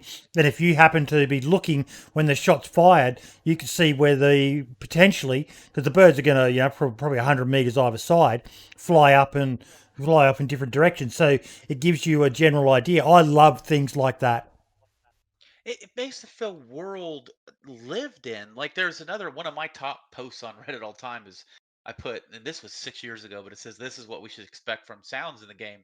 And Rocket even came into it. It was like, no, that's not what we should expect because it was pretty funny. But it was like, how there's the soundtrack or there's the soundscape in the back where if you're like in a town or whatever, like you can hear that fence that bangs, right? Like you Yep. hear the fence, like as if someone hit the fence. But it was always to me is that should not be there unless a person in DayZ touched the fence. You know what I mean? Because that tells you something audio cues about the world. You know what I mean? And anything like that, like what you're talking about, like if you shoot birds fly out of the trees, or if you run into a flock of birds and startle them, or the flies that are on a body that they took out forever that finally I think they're back in the game. But those kinds of things, and I'm trying to find. They've got body decay now as well, so that when you find a body, you can have a rough idea of how long ago that body was made by someone, by how far the body has decayed. Yeah, so check this out. I've sent this to you, Boyd, on our discount our Discord between us. So what I sent you there, this is something I'd built a while ago. This every suggestion ever for Reddit. Like I used to keep tabs on this hardcore, and everyone that would have these suggestions, eventually they would be just regurgitated the same shit. This was like the ultimate listing of things that we had all suggested that needed to be a part of the game. And I broke it down into um, balancing, or if you see animations, in-game, environment, food and mechanics, HUD graphics, items, medical mechanics, nighttime. I mean, it goes on and on. And so you'll see some of this stuff's in there, but some of them you go, holy shit, that'd be fucking awesome. Like, why is that not in there? And it's like, I know, like, there's so much good stuff. Like, trust me, you guys should look at this thing for a while, like even after the podcast or whatever, just see the different Oh things yeah, that this are goes on. it just keeps going. And I loved building this thing. Uh, but even then, once I was putting this together, I would on the subreddit, I would do them in sections. So like for 1 week, we would have a sticky post like, okay, what are the suggestions for weapons and mechanics? And you just have them flood in, and I would always edit them at the top because sometimes people would suggest somewhat the same thing, and I would try to shrink them down to where I can, like as much to because you wouldn't want some paragraph written up in here on some of them if you could help it. But God, I used to live on this thing trying to piece this together for them. And then we were always hoping that the devs would see this so that, our suggestions or anyone's would kind of make the cut. But anyway, so what I was just saying about Hunt though is that it you've never played a game audio wise like if you've played Hunt. I mean, just knowing what's happening in the world it is unbelievable how good the audio is, and truly allowing you to track and stalk people, or just, I mean, God, on the next Steam sale or whatever, you'll have to pick it up and give it a shot. But always, me and my buddy Rossums, who helped me build DayZ Underground, are always like, God, if DayZ could take so much of Hunt, it would just be phenomenally better. But anyway, um, I think a lot of the yeah, there's so inspiration much for DayZ stuff. right now is coming from a game called The Long Dark, which is a much, Oh, I got it. yeah, good game. Very good game. I Very think good. Sunrak said that he's quite a big fan of it. It was Yes. recently released free for 24 hours on the Epic Games Store, so I picked it up and haven't opened it and tried it out yet. But yeah, it definitely looks like I say, I know Sunrak has said publicly that he's a big fan of The Long Dark, and being that he's obviously the lead developer of DayZ, it's easy to imagine that some of the changes we've seen of sort of he's gained some inspiration there. Quite a lot My of these favorite, suggestions you made as well, are in the game now from this list. Just well, looking so at it, these aren't all me. These are, yeah, as a ones you community. But collated. yeah, no, I agree. Yeah, it'd be fun to go through this and see Well, this Dr. post like Desync in my stretch chat out. has said he's going to go through that list and see how much of that is in DayZ now. You know, Oh, things like link throat me when that's slicing, done. I'd love to. dancing, flipping off, waving. If you open a map, there is an animation in the world that shows you holding a map. There's a bunch of them already. But then there's still ones like Imitate Zeds. I've always wanted Imitate Zeds to be something, you can pretend to walk like them and pretend to be fake dead and little things like that. So The big one that I always wanted. Sorry. There's one thing, and I still think it needs to do this, but we always said that there, because DayZ always wanted to do those things that encouraged interaction with others in the world, and so what we always thought it was dumb that in DayZ, like one player could swap out a whole car engine. It's yeah, like, like, come on, like, I get it, like, you have to let go of some realities. It's a game, it is what it is. But we always thought that there needs to be buildings in the world that only certain things could be done at that building. So, for instance, if you had to work on a car and you really needed to do this, you would have to go to one of the auto garages in the world, which there might, kind of like police stations, there yep, might only be a few of them. You know what I mean? And so then they become a point of contention, or a point of like, God, if we have to fix that vehicle, we have to go here. You can't just fix this out in the middle of a field and change an engine out.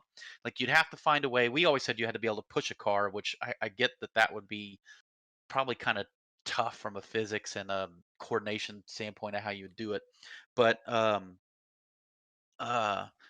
you have different buildings in the world that would encourage that kind of thing. So if you needed to work on a helicopter, those were, which even then, to us back in the day, there's some that thought helicopters should be in and some that shouldn't. I kind of leaned in the camp that I didn't want helicopters, to be honest, because I hated how you get in the air and you fly, and because of how the graphics work, you could you spot a base, no problem, from the air, and just fly down in and steal everyone's shit. It was like, I don't know. I just thought it was kind of gimped, but I get it. It's part of it. But um, yeah, I just thought the building thing would be cool. Just all those ways to interact and show player participation in the world. I think what you're talking about there, and at the bottom of my screen, people can't see it. I'll bring it up again.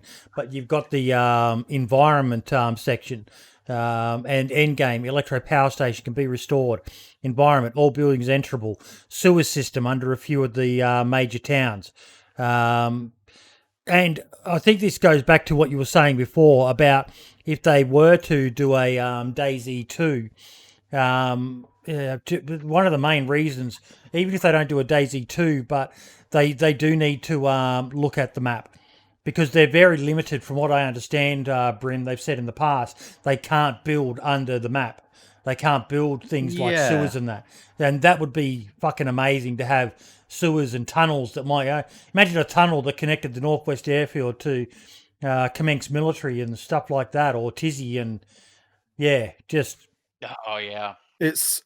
I've always said that that, you know, I prefer when it comes to DayZ updates and, you know, like the 1 point whatever updates, the big content updates. I've always said that I would much prefer to have more sort of balancing and more, you know, fixes and things like that than content. I prefer little sort of, you know, changes here or there in comparison to getting, you know, new guns and things like that. Because for me, I play modded mostly anyway. So whatever I want, I can get, generally speaking. Yeah. You know, if you can think about it, it's kind of like that, was it rule 34 of the internet or something? If you can think about it, there's a porn about it. It's a similar thing with DayZ. If you can think about it, there's a mod for it. Do you know what I mean? So I think we talk a lot about the sort of what we would consider when, or what the game would need to have, or what the game would need to be in order to be considered, you know, a fully released, ready, polished, good game, so to speak. And for me, I think like is on that list, every single building being enterable and having vehicles that don't turn into jets. As soon as we've got no more flying vehicles and literally every building can be entered, and like there's no more of this, you know, bars across doors where you can't get in anywhere. Once that's done, that is when I will consider DayZ fully done, ready. Nothing else needs to be done. Well, on the tunnel side of things, Dr. Deasing's saying in my chat, you know, look at the Molsk. It can be done. The Molsk has got some amazing tunnel work. Sorry, what was that, Doc? It is. No. I was agreeing with that. That was going through my head, is that, you know, Sumrak, who's the curator of Churnerus now, you know, God, he has those underground things. So it's, to me, I guess it can be done. But I get one thing we laugh about on the show, mate, is that, you know, you can clearly remember the 2015 roadmap and weeks, not months, and the other memes that are out there. He said the R word. Yeah, he said the R word. He's the naughty. R word roadmap. But who knows? They probably are working on something, and they're just going to drop it on us and surprise us. Yeah, I joke a lot on Twitter and things like that now that you couldn't get the DayZ dev team to walk outside and tell you the sky was blue even on a sunny blue sky day. They just won't commit to anything these days, and I don't blame them. No, I don't. But, you know, God, I mean, how many times did they have to learn it over and over and over? Because they committed that same mistake like quite a few times. You know, I mean, hell, they had flyyables in there for a while. They showed it and then never released it. Like Hicks had the one where he was showing the helicopter flying around. You know, like, oh, it's going to be in Q4 of 2014, and then never happened. I still remember going to PAX, and he talked about helicopters as part of that. Was where the whole roadmap video came out, and we were so fucking excited. We were all sitting there thinking, by Christmas this year, we're going to have helicopters, and nope. I know. You know, something else that I kind of wanted back then that I thought. Did you guys ever play Project Zomboid? No, but I've heard of it. It's a great game, right? But it when you start, like, you come from a line of professions, you know what I mean? Like, so in DayZ, you start and you're just random Joe Schmo that could do anything and everything. Like, you can just you can go. You're a guy that can fix helicopter engines, and at the same time, you're also a guy that can do all this medical work or all this or that, you know. And I always thought that I didn't want to see coastal spawns. To me, I thought it would be cool if you spawn near a bed in a house, as if you just woke up into it, that you were messed up, or some along those lines. But what I always wanted to see is you are a profession, like, so it, as a baseline, everyone could do a bandage or a splint, right? But I always thought that there should be things you can't do unless it's same Project Zomboid, you could read a book. There's beginners, intermediates, and like advanced or whatever.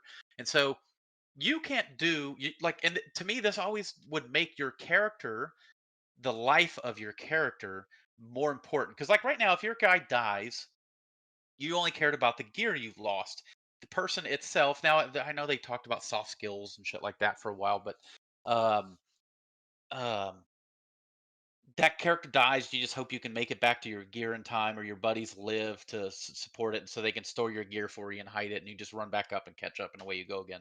But I always thought it would have been more cool is if your character itself were the bigger investment, to where Mm. it's tough to find books in the world on how to, work on a helicopter engine. So it would make, if you did find it and you read it or whatever, and you probably have time to live on these books so that it's not just stacked and everyone just runs real quick to the thing, reads it, and it's gone. But I always thought too, all right, you're quote born into the world, and you're a helicopter pilot. That was your past life. So when it comes to medical, you don't know shit, but your character already knows pretty much all there is to know about having to work on a helicopter, or having to work on a car, or whatever other professions that maybe agriculture or whatever, that so your character has some semblance of value to it. See, but And this then is if you only good invest for in the character, servers. But this is only good for servers that do encourage the interaction side of things. For your PvP focused sure. servers, people like that don't care about that sort of stuff. They just want to be able to shoot and kill and raid, and that's about it. And I agree with that 100%. But it's that in those guys, it's like, well, then go play PUBG. Yeah. Like, why are you hanging around DayZ then? I mean, if you just want access to guns right away and don't want to fiddle around with, fuck man, I gotta drink, or I gotta find food, or I gotta do this, then go play PUBG, go play Apex, go play any COD, Warzone, go play any of these other number of games. DayZ is supposed to be something different, you know. Yeah. But like you said, that's it could be more of a mod thing. But Project Zomboid from the get go is that, and you have stats, and it's kind of almost RPG-ish, not in its trajectory of what you do throughout the game, but building a character. So I always thought the DayZ could have always used more help in the value of your human being, rather than just the value of what your human being is carrying. I I always think a thought lot of those us were were two different. excited when they were talking about soft skills, Doc, but we're not really sure where they're at with the soft skills side of things at the moment. Yeah, I don't know. Yeah, I agree. I don't know either. Well, I mean, the mouse kind of brought a little bit of that in with the cold Resistance. what do they call it? The cold resistant soft skill Yep. thing. So I think we're on the right track with Yes. it. I think there's clearly a base for it there. There's clearly that foundation level. We were talking earlier about, obviously the difference between building houses. You don't put a roof on, you start at the bottom. I think we're already there to a degree. We've already got that bottom piece in. It's now just a case of building on top of that and figuring out, right, what windows are we putting in? What doors are we putting in? Is the roof going to be a thatched roof? We've got to think about these different little things now that we've got that basic. What's the next thing that we look to doing? Yeah, and I think over time, like, and I've said it a couple times through here, but and even um, I've talked to some of the moderators from Doug before, and they waver, and I think after a while, everyone hits their threshold, especially if you're leading a community. And I always used to tell people, the other guys that wanted to try to join the community, or people that say love DayZ that would want to join us with Doug or anything like that. And I'd say, if you want to come join the Doug team and you just want to play DayZ, this isn't for you. Like, because most of us that run the community, we don't get to play the game that much. You're running a community. You're not just playing a game. Like, you can't do them both effectively simultaneously. You have to focus and curate one or the other.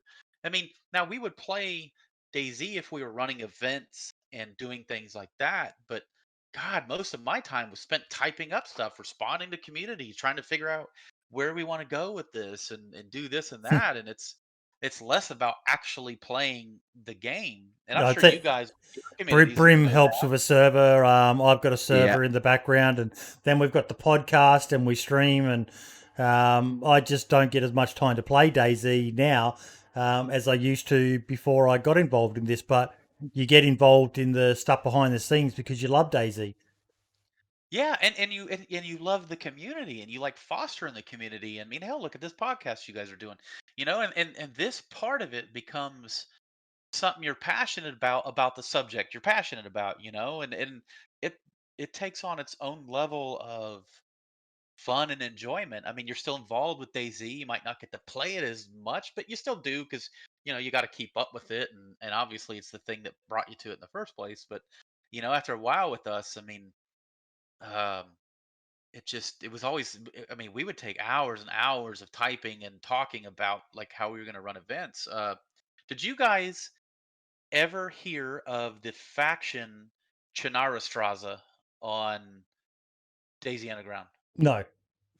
So us moderators, we wanted to spice it up. We thought it needed a shake up, DayZ Underground and all of its the faction stuff. So we all created this faction of our own, and we created alternate subreddit accounts with different names. It was like, so everyone had the handle CS for Chernarstraza, which is like Russian for black something.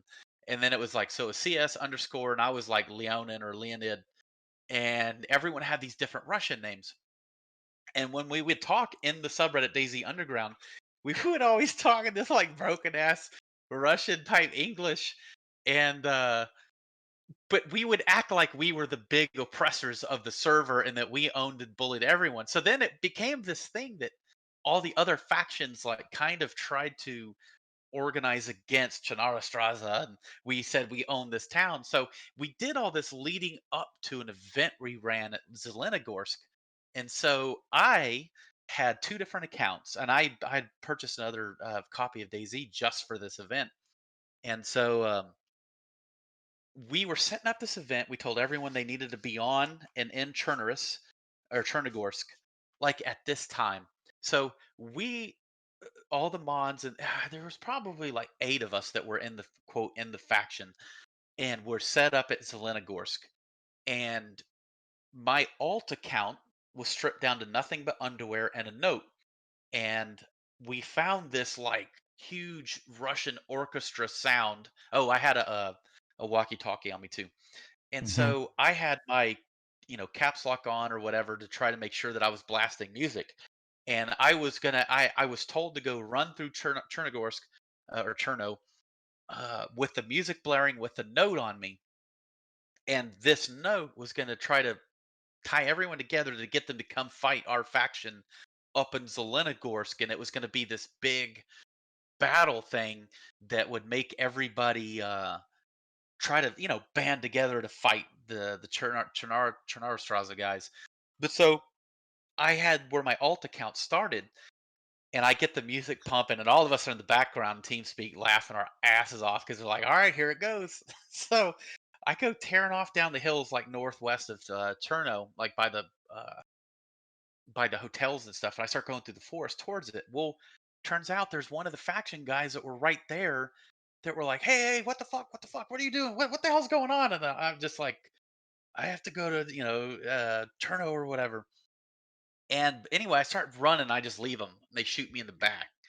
And so they didn't even follow to let the event continue to flourish. So we kind of had to break the fourth wall or whatever a little bit just to let the other factions know they needed to go to Zeleno. But I stayed dead in the mic, but I could still hear them in the game and could hear them talking about, they were reading my note after they pulled it off of me. They were like, oh shit, Chernarstraza is in Zelenogorsk. And so anyway, once that was done, that body was dead, and I knew it was happening. So then I switched back to my Chernarstraza Zeleno main DrBigMoney account, and then we start the wait, and now we're in Zelenogorsk, and you just see the people come from that big barn that's up on the hill by Zeleno, and you see them Yep. like you see them just kind of watching, and they're trying to figure out what the hell's going on. And we'd take a pop shot, and then it was just on, and it was just chaos. And God, it was such a fun event, like with The all of that beauty of going on. organising events back then, it's something Ben and I talk. We did something called the DayZ Ashes, where it was just a pure PvP event. But organising events back then was a real chore, but it was a labour of love, wasn't it? Yeah, it was awesome. But so, do you guys know on Arma 3 they have the thing called Zeus? Do you guys know of that? Have you heard of Zeus? I've heard of it.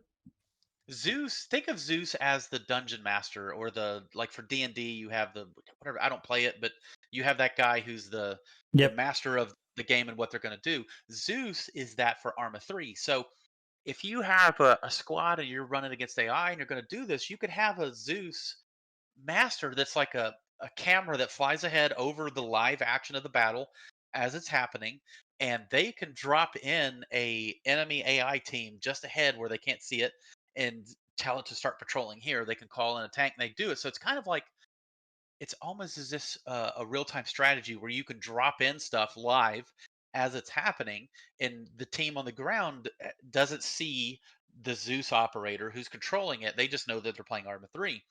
But I always said DayZ needs that for the events so that you could have somebody, the team from DayZ Underground, or you guys, if you wanted to have your own event and coordinate it, you have the Zeus guy overhead that's pulling all the strings that can throw in, all right, these guys are progressing up through here. Let's go ahead and drop a herd of zombies off in the forest right here to kind of mix it up. You know what I mean? And so now you can Mm. curate it. Or hell, I need to drop this item, this note with that says this thing, and I need to drop it into this house. So then you can go in, you fly down into it, you drop that note right here on this thing so that the team that's about to come in there finds that note and says, oh shit, we got to go to the Northwest Airfield to rescue the hostage that's here. And so you have people that can curate that story as it's going to try to make events something that's people look forward to, because We, then we I do always have felt we do have community online tools now and some mods, like Dr. Desing's saying.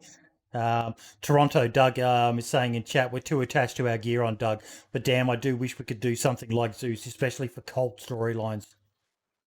God, I mean, if you had Zeus become a part of DayZ, you would have people that get really good at fostering events and doing that to where they would probably become even bigger stream things. Um, and that was something that I had always dreamed of, because I knew, as far as growing the community and making it better for people to watch, to be a part of, to do all that, you need tools for that shit. And I knew, like, it's like, guys, you created Zeus, like, give it to the DayZ community and let them take it to a whole other level. But you know, here we are. What, 7 years later from DayZ standalone release, and we still don't have Zeus. So, you know, Yeah. so much for what Dr. Big Money thinks. But I actually interviewed to be a part of DayZ team back then. Rocket had hit me up and wanted my resume CV. God, this is probably like 2014 maybe. But he was looking for a project manager, which is I did IT project management for the Air Force. But so I sent it to him. I don't think they ended up hiring anybody. And it was funny because me and Matt Lightfoot talked about it a little later, and he didn't even know that had happened. He's like, bullshit, mate, that didn't happen. I was like, motherfucker, yeah, it did. I sent him the email that me and Dean had, and he was like, that son of a bitch. Funny. But yeah, he had interviewed me and this other guy. His name was Grimsentide, and he's an Aussie. But he and I were both big in the community back then, as far as trying to help everyone out and just be a good name for the community. So, but Crimson both of us, Tide. Grimsentide was his name, Crimson like Tide, okay. GRIM. Yeah. So, but anyway, I think he does car sim racing community stuff now. But um, uh, let me show you something. You don't have to play this right now on the stream, but this was something that I thought. DayZ still doesn't really have this. This is what I was talking about with the audio stuff earlier. You share your screen, Uh, because that'd be the easier way to do it. Okay, one sec. Uh, It's funny, we've come so far with regards to things like admin tools and things that we now can do events so differently and so easily in comparison to what we could in years past. Like you say, Boydie, when you and Wiidevil used to do like the app and stuff. It's mad. But like you say, we would need something like Zeus to take events to the next level, because you could set up an event server, but then you're going to have a team of admins on to do all that, to keep an eye on on one group on the map and say, right, well, they're advancing, let's drop a bunch of zombies on them. And it's very labor intensive at the moment. Something like Zeus would be absolutely perfect for those big event servers. Yeah. God, it would just be. I still think it would be just amazing for the community to have access to that for DayZ, because we always felt like too. We wanted to do like someone calling in on a radio that's at a hospital where there's a whole bunch of zombies down there and they can't get out of it, so someone has to try to come rescue them from the hospital There's a good rooftop, mod. or There's a good you mod now know. that does that. It's not voice, unfortunately, but it if you have a radio on you and you're tuned into a certain channel, you'll get messages come up. It's called Survivor Missions, and for those sorts of servers, you can create your own. It's quite complex. You'd probably get it, all C plus, C plus plus, and C Yeah. minus, and God knows what else, but. Yeah, you can create custom missions, and there's things like rescuing pigs from a barn and having to kill one and then take some meat to another location. So it's giving people the choice of, do I want to do this mission? Or do I just want to go and ambush them at the end of the mission and listen in on the radio? And yeah, it's a good little mod. I always wished, honestly, for me, and I know that there's always these points of contention about the community about what they want in DayZ and not, but I always wish that we had stuff like that in DayZ, that there was uh, like a faction AI that's in there that gives players just other, because sometimes you're going to go join servers that might not have anybody in it, and if there's a faction of AI driven players that but again, they'd always be dumb, like Arma 3 stuff, where they're just patrolling this little area. So then I don't know, just it'd be hard to do. But I always thought it'd be neat if you had missions. But anyway, I got this video queued up. This is something we always did, circulated a lot back in like 2013 for the audio. I don't know if it's on, but I can hit play. But this is the kind of stuff I always thought would be really neat to No, it's up the frozen for atmosphere. us. Yeah, because it. There we go. All right, there we go.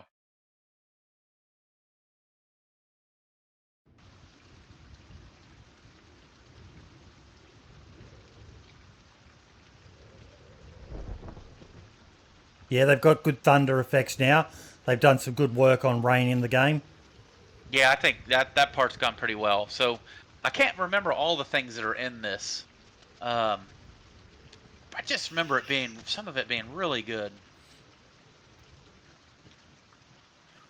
I've always found like the high volume of like the wind, has always been a little bit too obnoxious for my liking.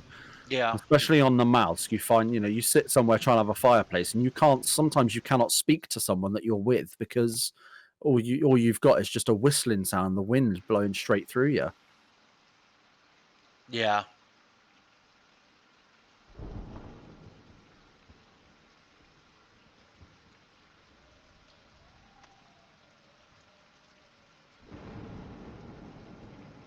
They do need to work on the player eating sounds.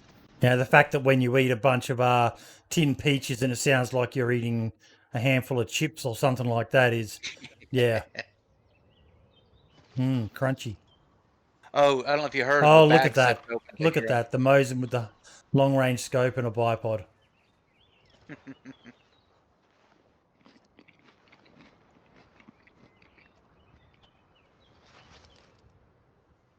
See that the sound of opening the backpack. Yeah. I always felt like that should have been in there too. I mean, because it's that audio cue that, hey, someone's next to me. Oh shit, someone just opened a backpack. Like I don't even know if that's in or not now, but I always felt like it should be. I don't think audio from opening backpacks is in the game, but I know that if you take an item and put it in your hands, it makes a sound. Does it? Okay. Yeah, switching things from your hands to your inventory makes There's actually a really good mod that I love, Doc, where you can't access your backpack unless it's on the ground or in your hands. I just love it. I think that's brilliant. I think that one's good too. Unless I always felt like unless it's in your tool belt or in your your flak vest or whatever. Now I think this is the big one I liked in this. Yeah, this is what I would want to see. You bump something, it makes a noise. Yeah. Yeah. Like watch the fence bumping. Oh my gosh.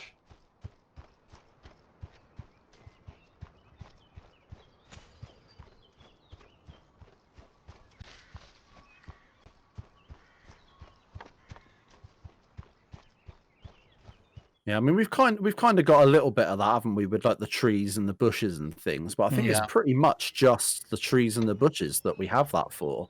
So keep in mind, at this point, when this video released, there was no sounds on doors. Yeah. And Rocket used to come in and say, "We don't even know if we can do door sounds yet, like, because everyone has to hear it." And we were like, "Are you shitting me? Like, this is, back then it's like this 2013. You can't have a fucking door sound, like bullshit."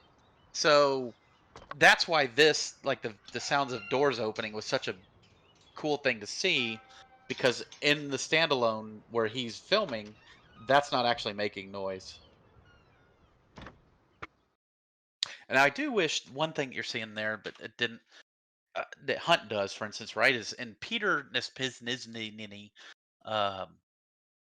used to talk about that they might do someday. Is like when you go up to a door in DayZ, it's going to open one way and one way only, and sometimes you remember, don't remember. Like it's always like go up, hit the button, and you have to like run away from it real quick so it doesn't smash you against something or whatever. But they have it in Hunt where it. So if I go up to a door and open it, it opens away from me. So it always opens away, and so the door can swing both ways, in and out. You know what I mean? Like, is that real? No, but who cares? I've actually got to say though, I am quite impressed that early in the game you managed to open that many gates without breaking your legs and dying. So very impressive. Yeah. Very impressive. As soon as you said about the opening doors, then DrBigMoney, I was just straight away. I was like, yeah, that's some broken leg shit right there. Yeah.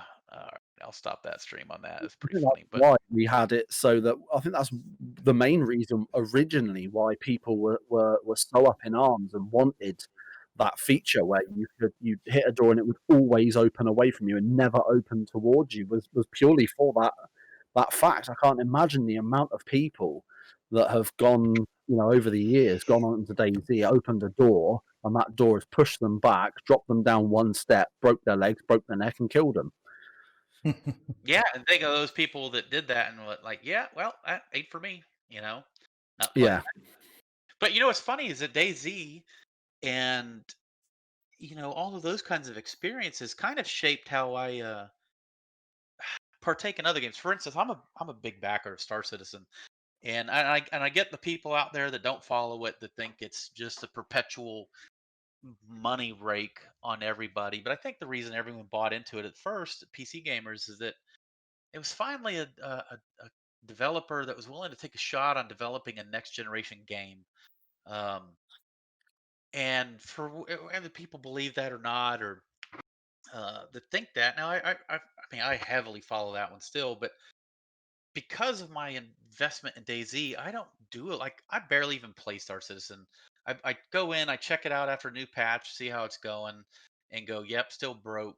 A lot of people are having a good time with it, but it's like, nah, the movement's not polished or smooth or anything. And I always sit there and go, I'm willing to wait until it's done. Like don't mess around with it. Just when it's finally done, truly enjoy it then. That way I don't overexhaust myself on something that's early access. Now DayZ's not that route anymore, but I'll give you another example of probably one of my favorite games all time. And if y'all have not played this, I think this is survival done right, and that is Subnautica. Did you guys ever play that game? No.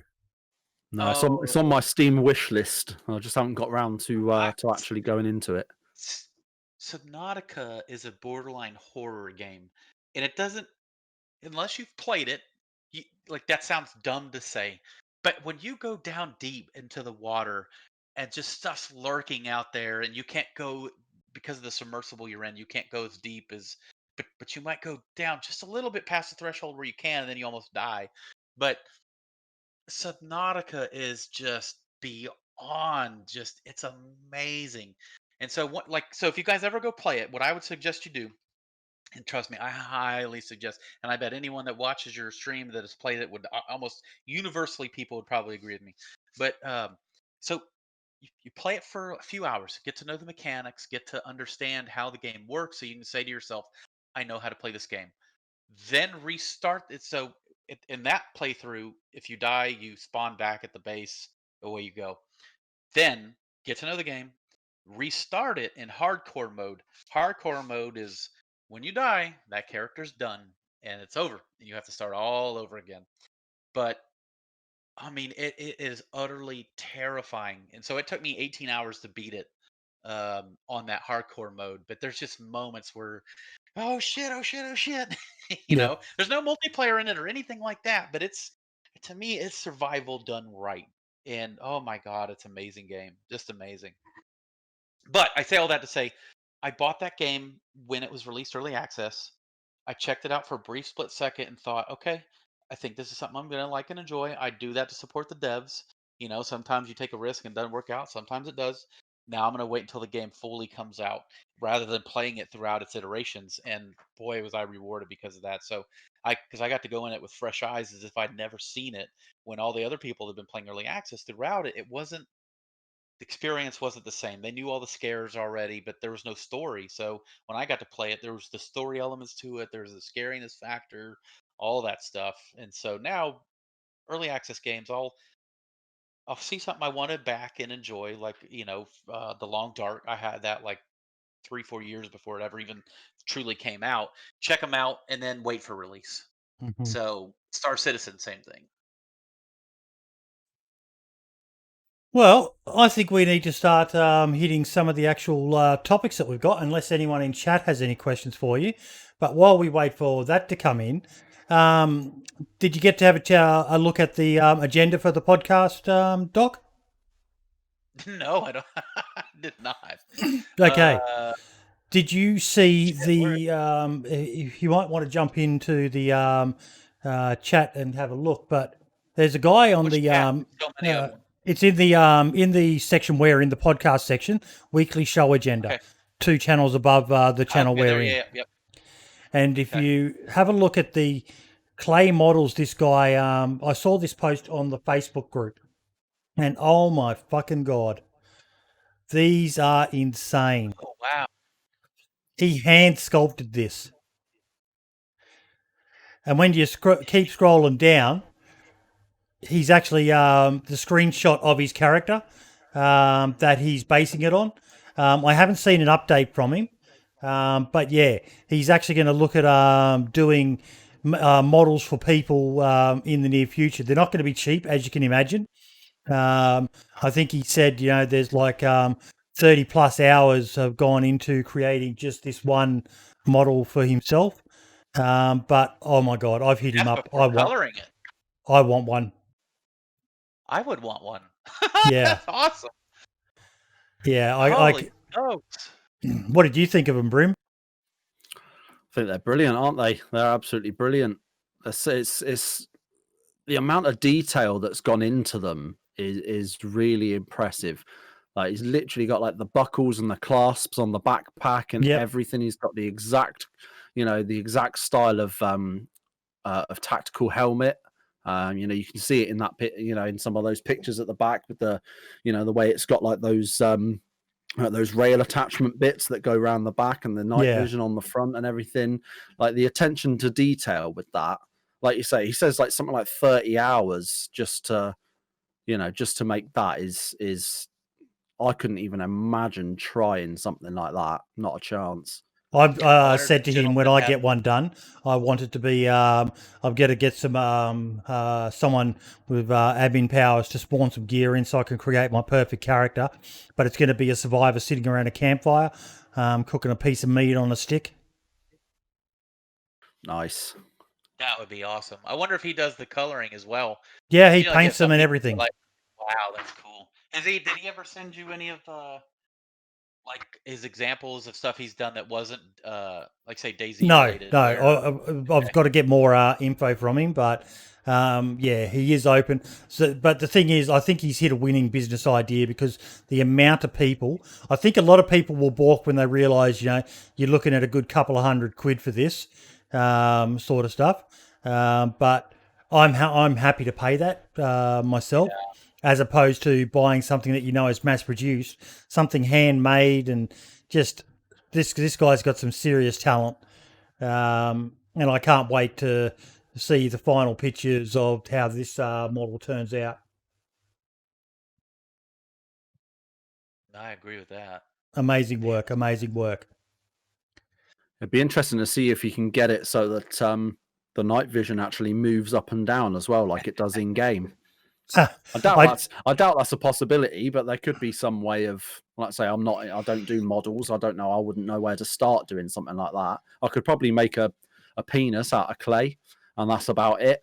That's about the level of my skill when it comes to sculpting. So, you know, but there's got to be some way you can get like a little thing that you know, like a little, some sort of little attachment that allows it to just sort of, you know, tilt slightly to move the night vision.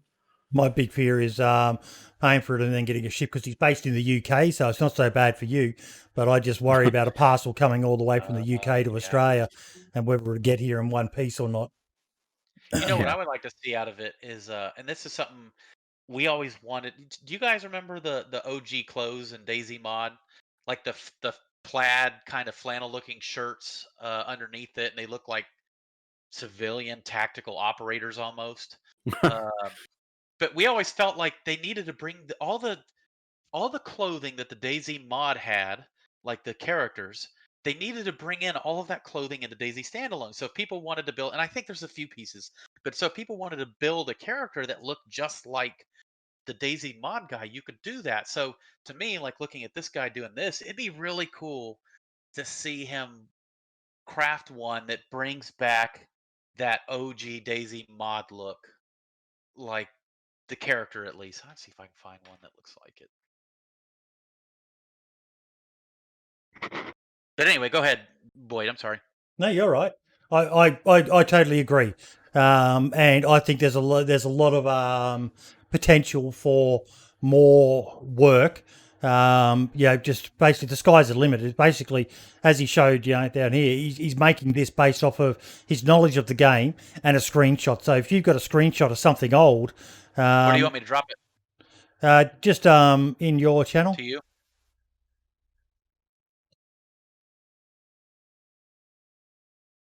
Could be a good little business venture for a server or something as well. Have it to try and gain traffic to a server and say, look, you know, we've partnered with this guy who's making these sculptures. Yeah. You know, if you wanna go and buy one of those sculptures, come onto our server, let us know what outfit it is you want, and admin will come and spawn it all in for you and set everything up so that, you know, you can get the perfect little picture to send to that sculptor, essentially. You know, and then go from there, and then hope that, you know, at least some of that traffic ends up staying on the server and enjoying playing on the server. Mm-hmm. And this one too.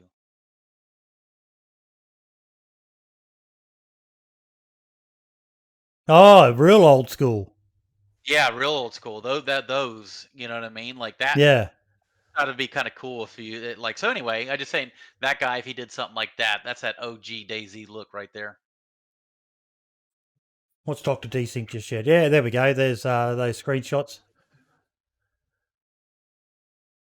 He's got an updated modded version of it. DayZ 1.07 modded. That's pretty cool. Yeah. Yeah. All right. I'll be right back. 2 seconds. I gotta grab some coffee. Yep. Well, while he gets himself a cuppa, the next topic, and this is one that kind of impressed me. It was a PlayStation server. I shared their Discord, but after perfecting this server's loot economy, we are proud to invite you to Better DayZ, the server to anyone needing a PvE RP home with a touch of PvP and KOS zones. Server features modded guns, helicrashes, yada, yada, yada, all the rest of it. The poster is what I loved. Yeah. See, now I have questions, though, because I 100% agree with you. That poster is impressive. That is a very, very good poster. But when I originally saw that you had posted that for the agenda, I looked at it, and as you can see at the bottom of that poster, it says, hosted by Chinaris in association with PlayStation. So immediately I'm like, oh, it's a PlayStation server, so I'm not even going to bother looking for it. I don't own a PlayStation. But then when you go back out of that picture and look at that list of server features, yeah, it says modded guns, heli crashes, fully built cars and trucks, yeah, trading posts, safe zones.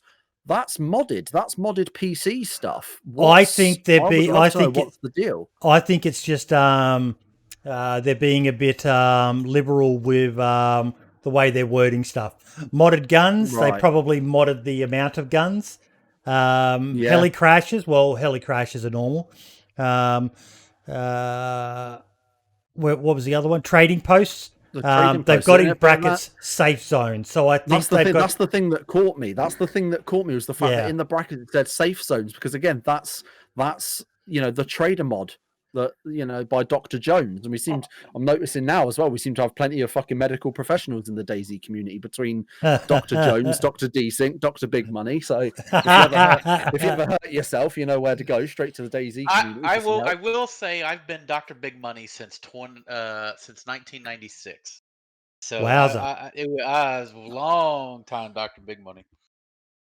Plenty of medical knowledge then. Yeah. Hey, actually, I've got to ask you something. You will remember this. Our resident bad boy has just turned up in my chat. Do you remember 420 Gaming? The name sounds familiar for sure. They were the guys who got their hands on the cracked files of DayZ back in the early days. Oh, I remember that. Yeah. One of the guys who was involved in that is now part of the DayZ podcast team. He's actually an incredibly skilled modder. He does the Vanilla Plus Deathmatch service, which if you want to just run into DayZ and sharpen up your PvP skills, they are the best service to jump on. We did a round of it for the Christmas Slay event or the Christmas podcast special. But yeah, I just wanted to see what your memory of 420 Gaming was. To be honest, not extensive. Yep. God, there was so much stuff that happened. I mean, and plus that was beers ago. Oh yeah. I've lost a lot of brain cells between here and there. Haven't we all? But no, I was quite. Now. I was quite impressed with this PlayStation server and just the level of marketing and the movie style poster. Kudos to them. Plus, we've been told we need to do more about promoting the console version of the game, which, yes, we're very PC-centric, but we do love our console. What's the word you used to describe them, Brim? Console plebs. Yeah, that's it. We always say the console peasants. Console peasants. Yeah, I think that's another plebs is a UK sort of word. It's basically peasants. It's your idiots, your lessers, your village idiots type of thing. That's what plebs means. But yeah, it's when we say console plebs, it's more it's a term of endearment. It's kind of like the C word. Over here it's a term of endearment, but in other countries it's sort of the worst thing. How long's it been since you really got into DayZ, Doc? When you say really into, define. Like, are you up to speed with all the mods and all the rest of it of late? So for certainly not to the extent that you would be. But we did have a little period for a while, probably a month ago, where we started playing it again. I can't remember what server I was actually playing on, but it had the expansion mod. It had the DayZ, the trader mod. I mean, we loved it. And I tell you one that we really loved too, though, was being able to add people to your group. And yep. To see where your partners were and stuff like that. And you call yourself hardcore. I know, and I'm just gonna do that. But and we used to have that. That was one of the suggestions in that thing, where if you did a handshake with somebody, you would basically build a team system so that you could kind of know where your partners were or whatever. But I get it. It's not in the spirit of of that. But sometimes you're like, once you've played it so many hours, you're like, all right, where the hell are you, dude? Like I'm past the charm of the hardcore. I'd rather it's kind of like when you're younger, man, and you want to drive a standard. You go through phases with DayZ. You go through phases. I'm in a very hardcore phase at the moment, but I kind of dabbled a little bit out of that with Nomolsk.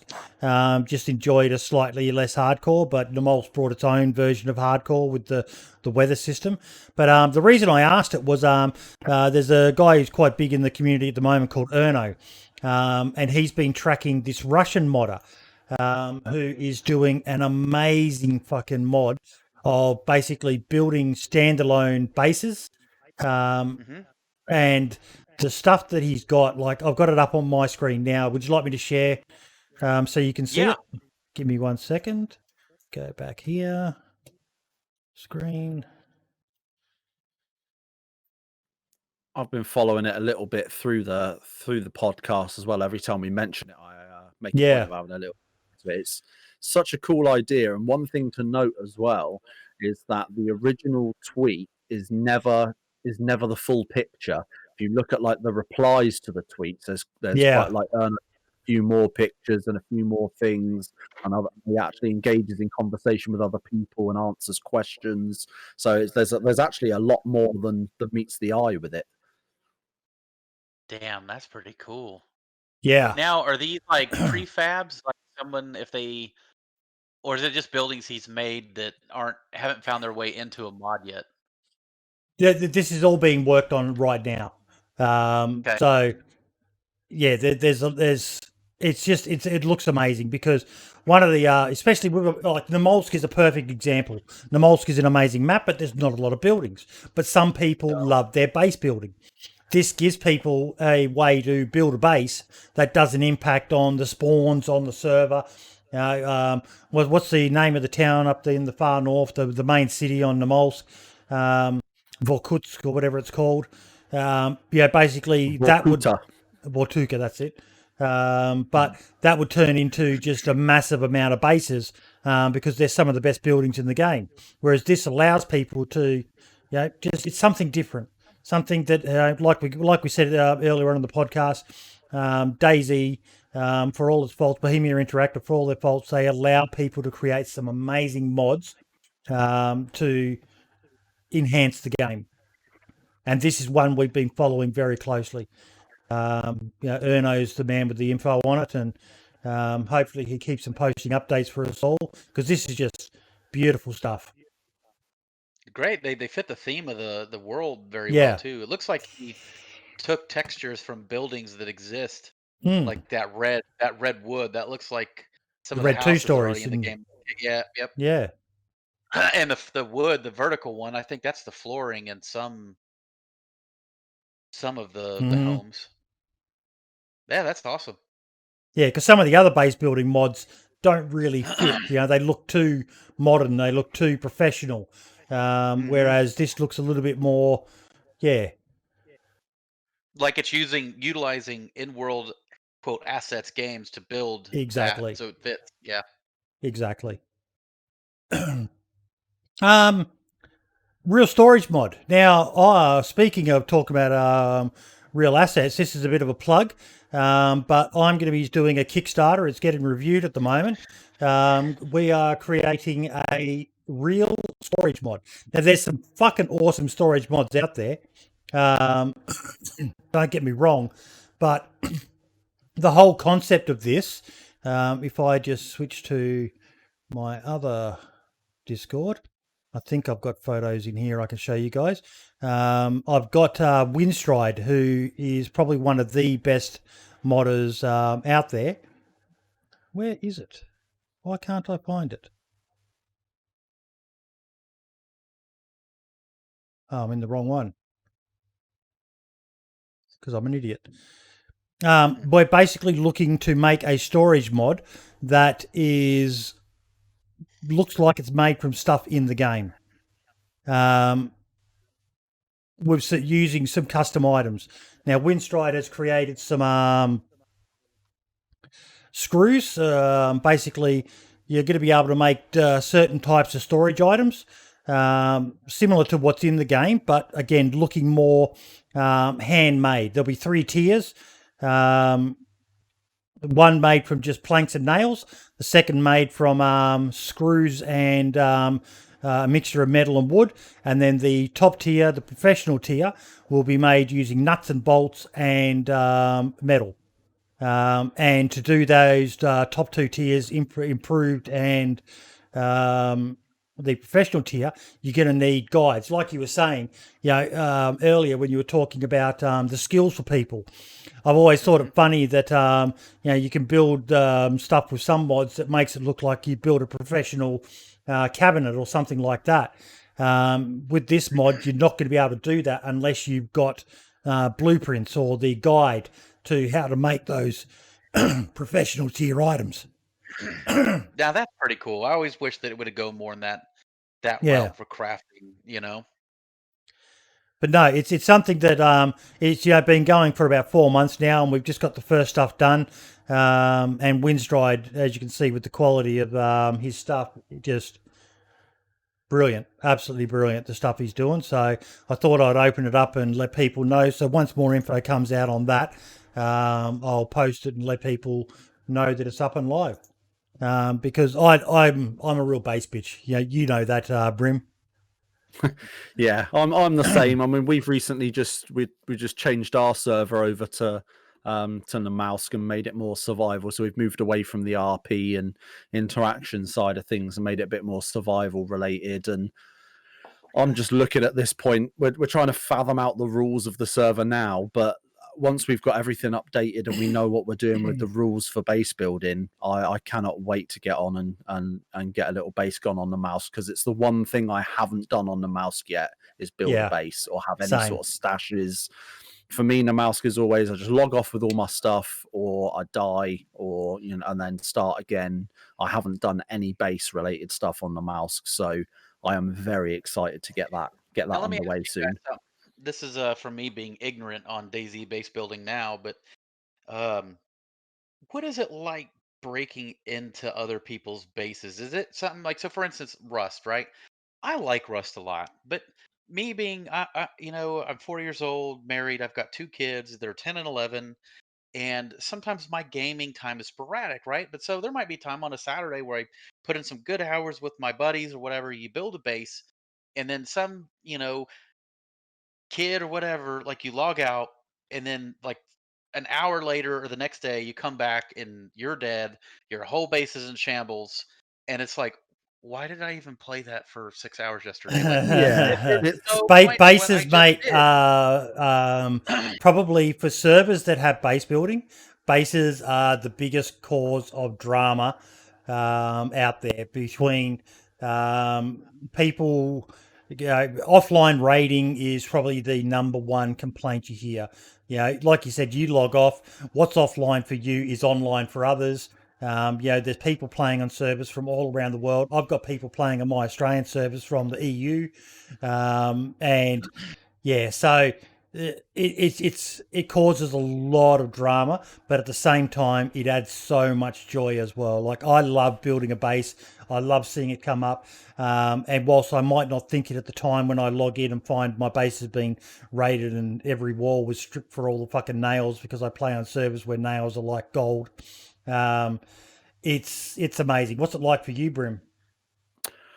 Yeah, I mean, I haven't built a base for, oh fucking hell, geez, I haven't built a base for months. Like, I miss it so much, but I just haven't found a server, with the exception of the server I help run, but then I cheat by just using my admin tools to help me build a small base anyway. You heard it first exposed on the DayZ podcast. Brim's a cheater. Hashtag sorry, not sorry. So it's it's weird, but like I think I said it on the podcast, funny enough, last year now. It's weird to think that it is now a new year, but I mentioned it on the podcast a few weeks, if not months back, where I preferred DayZ base building the way it was prior to expansion releasing, because when expansion released, as amazing as the base building in expansion is, and I use that if there's a server that has it, I love the snapping features and everything, it's brilliant. But for me, that whole idea of having, like, the old vanilla way of having to have a hatchet in your hand and go up and knock, and you wait and you're knocking through that bit of wall, and then you've only knocked out the bottom panels and you have to go in and then and crawl under the fence. That just, I loved it. I don't know why, I don't know what it is, but that original, that from 2 years ago base building is exactly what I like. It's all I've really properly known. It's how I ever used to build bases.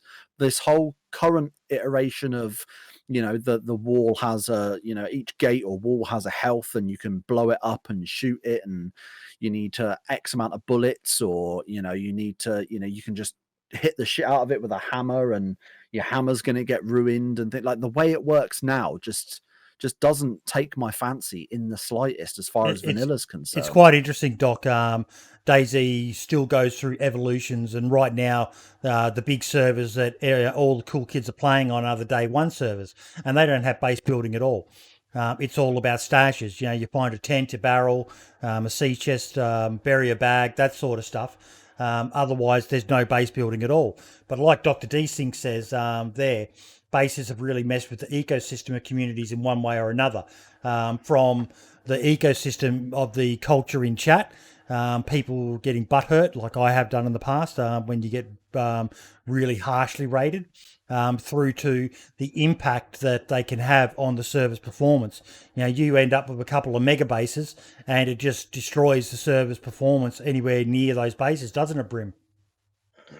Yeah, it's a big problem that a lot of big servers, such as our co-host who's not here at the moment, Wiidevil, his Blue Waffle servers, it's an issue they used to have back in the day. I don't know if they still have it quite as much now, but being that they are more of a base building, base raiding, and PvP centric servers, there was times back 2 years ago where I would try and run to one of the traders, but you'd get stuck in a lag bubble. And I'll tell you who got hit the worst was the Hellfire Show. And the amount of phone calls I used to get were, effing and jeffing, swearing every curse word under the sun. Like, I'm sick of this server, I'm lag bubbled and I can't get in. And, it wouldn't let him join the server quick enough for Wiidevil to teleport him to the trader.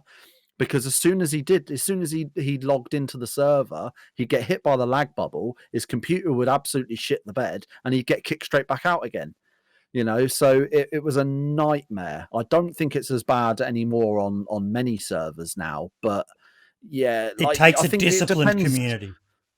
Yeah, and I think it helps with the rules as well. I think that's the beauty of having modded community servers, is you can now set your own rules and say, look, we are going to restrict you to, X amount of height on your watchtower, X amount of walls. I've seen so many servers that have, right, if you're in a clan, there's 5 of you, you can have 1 tent each maximum, up to a maximum of X amount, so it really limits the sizing. And I'm not a huge fan of that as a player, because obviously I don't want to be restricted. If I want to build a big ass base, if I've prospered enough and worked hard enough on that server, I can build a mega base, then that's exactly what I want. But at the same time, as someone who does help to admin a server, I can understand why server owners put in those rules for don't build your base too big, because it can cause some serious server performance issues. I don't know what it was like for you back in the day, Doc, with Doug and other communities, and what it was like, pre-modding for base building and stuff in the early days. It didn't exist back then. There was no base building. So back then it was, how many players can we even get onto a server? I think we were, probably like 40 at the max. You know what I mean? And not that in the early days we were having numbers such as 40, because it's DayZ Underground for a reason. So there wasn't a lot of people really around. And then even then, the people that we got, I mean, think about this. I'm like, to do this podcast, I had to get up at 7:45 in the morning. You know what I mean? And you guys are, mid-afternoon, and for Boyd, maybe later in the evening almost. But yeah, I think it's like midnight for Boydie when we start, so it's probably like the early hours of the morning now. Oh boy, yeah. So, but trying to get everyone even then on a time frame that we can all play. So, for Aussies, it always kind of sucked, because we would always have to pick a time frame that for events that were probably midday for Americans and evenings for Europeans. Yeah. And that would be how we could maximize our people that would get on. But base building, that was a pipe dream back then. Yeah. It's mad to think how far DayZ has actually come when it comes to things like that, and yet they're still so behind when it comes to base building. I like that they made the changes. They took inspiration. Well, in my opinion, they might not have. This might not be true, but in my opinion, they took inspiration from expansion with the expansion base building and the way that works, and implemented that into the vanilla base game. And I like that they did that. But I think I agree with the majority of the community that base building still has so much more to go, and so it still needs that extra bit. That I hope that along with the cars that we do get a bit more concentration this year with the new sort of R-word roadmap that we're theoretically going to experience this year. Yeah. I don't know. Base building, it's still. I'd probably be the guy that I prefer the stashes. You know what I mean? As far as, especially too, from the standpoint of, you can go put a stash out in the middle of nowhere in a freaking forest, and only as long as you remember what tree you placed it by, you might be able to find it. But I always felt like your gear's probably more secure doing the stash life. You know, what I mean? You bury a barrel and do that because otherwise. But anyway. And to be fair, nowadays as well, with the way the modded DayZ is working, obviously you've got all these modded maps. You can actually you can put down markers that only show up for you. So you can stash something by a tree and then stick a map marker on, and you'll always be able to find your way back to said stash. Should you need to. So, and I know that I think it was. Yeah, and I think it was Anarchy. I think did a couple of videos earlier last year where it was base locate. It was interesting, like base locations that had never been found, and it was all like he had built like it was like a one gate, one wall kind of base, but it was like under a bridge, like under one of those little rickety wooden bridges in the middle of nowhere, and he had them on like servers that were like Blue Waffle, that were like 100 players on it at all times, and never had them found. So there is a possibility for it out there. Okay, we have had an update. Dr. D-Sync, being the fucking legend that he is, has gone through your entire thing of suggestions for every suggestion ever for DayZ. Green means it's in, and yellow means it's partially in. Has a reason next to the idea. You're a fucking legend, Dr. D-Sync. So, we'll do this. Animations. I feel like this might warrant its own section. Can you share it in your Discord as well, Boydie? 1 second. Bada boom, bada bing. Screen.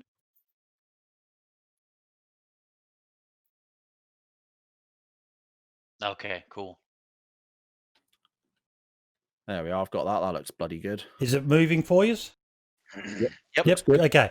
So sneezing, coughing, vomiting are in. Pooping, urinating, grabbing injured locations aren't. Map animation is in. Waving, flipping off, dancing, throat slicing, hand gestures. Imitate Zed's fake dead not in. I don't think I'll read everything out, but if we scroll down, they've got a damn good amount of... I would argue in theory that fake dead could in theory be yellow. Purely for the fact that recently I've seen a lot on Twitter, people are saying playing dead works. And there's been a few clips of people that have gone and laid down in the middle of a road and dropped a bunch of loot around them, but kept like their pants on, for example, or a shirt on with inventory, kept a pistol in that inventory.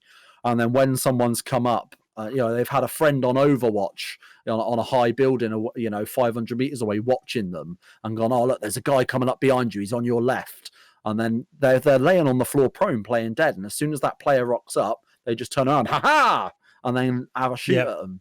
So theoretically, it works, but it's not an intended feature of the game. Like Dr. D-Sync just said, that's more player intuition, but you can't actually do the direct animation. Balancing, barbed wire will still bug and cut you for maximum bleed. Yeah. But we talked about this in the past, Brim. I think they should have left barbed wire the way it was, because it was one of the few ways you could defend your base against offline raiding. Was the deadly barbed wire. Barbed wire is one of those things I never really use that much. Like if I see barbed wire, if I'm running around, I go, oh, there's a base there, I might have a look at that. If I see barbed wire around it, I tend to just avoid the base like the plague.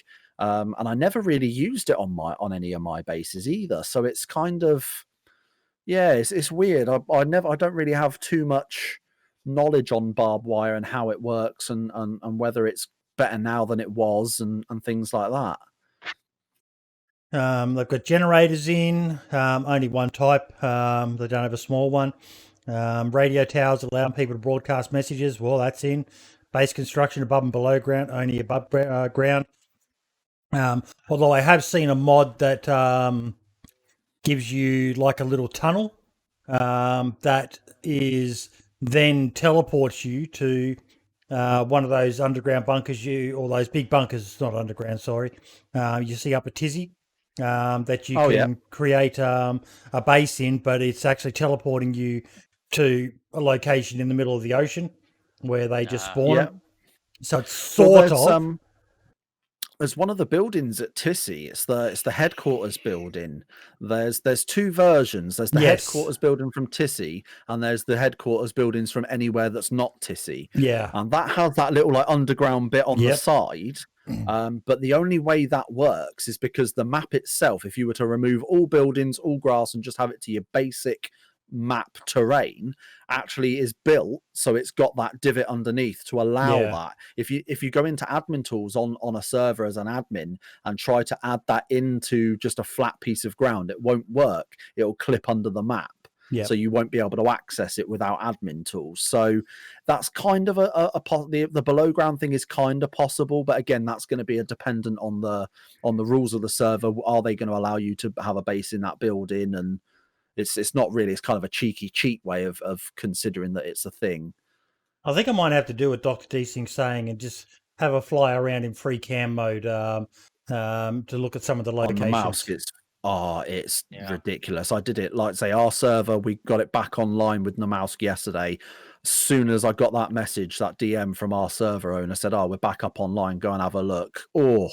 I went straight on. We've got VPP admin tools back. So I've put custom placements down, like made custom military bases out in the ice. And I just flew around for hours and hours, just noticing different little things, finding locations that I hadn't been to yet, that I had literally run past and missed by like 50 meters, like entire little like areas with houses that I could have looted that would have made my life so much easier over the last month. And just it's such an awesome map. There's so much to discover. So there's lots and lots of stuff from this list. I'll send you the link because I imagine you'll enjoy poring over that later. Oh yeah. But there's a lot of the stuff has been added, which is fantastic to see. It's really good to see them actually. Let's bring that back up. No more kill indicators in bottom left. Force the survivor to verify the kill if they want the gear.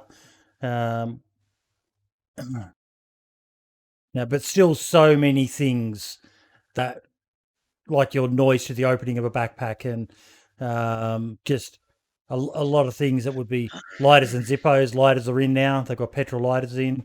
See, that sound decoys, that was always something that I wanted, that you could throw firecrackers. Yes. Or it's on items, I think. But then to try to throw it over there to attract zombies, but also make other players go, "Oh shit, what's going on over there?" To try to do. You can distract infected by throwing things, but same with wolves.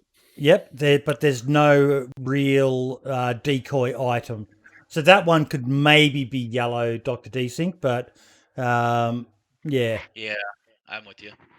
I don't know whether it works the same for bears.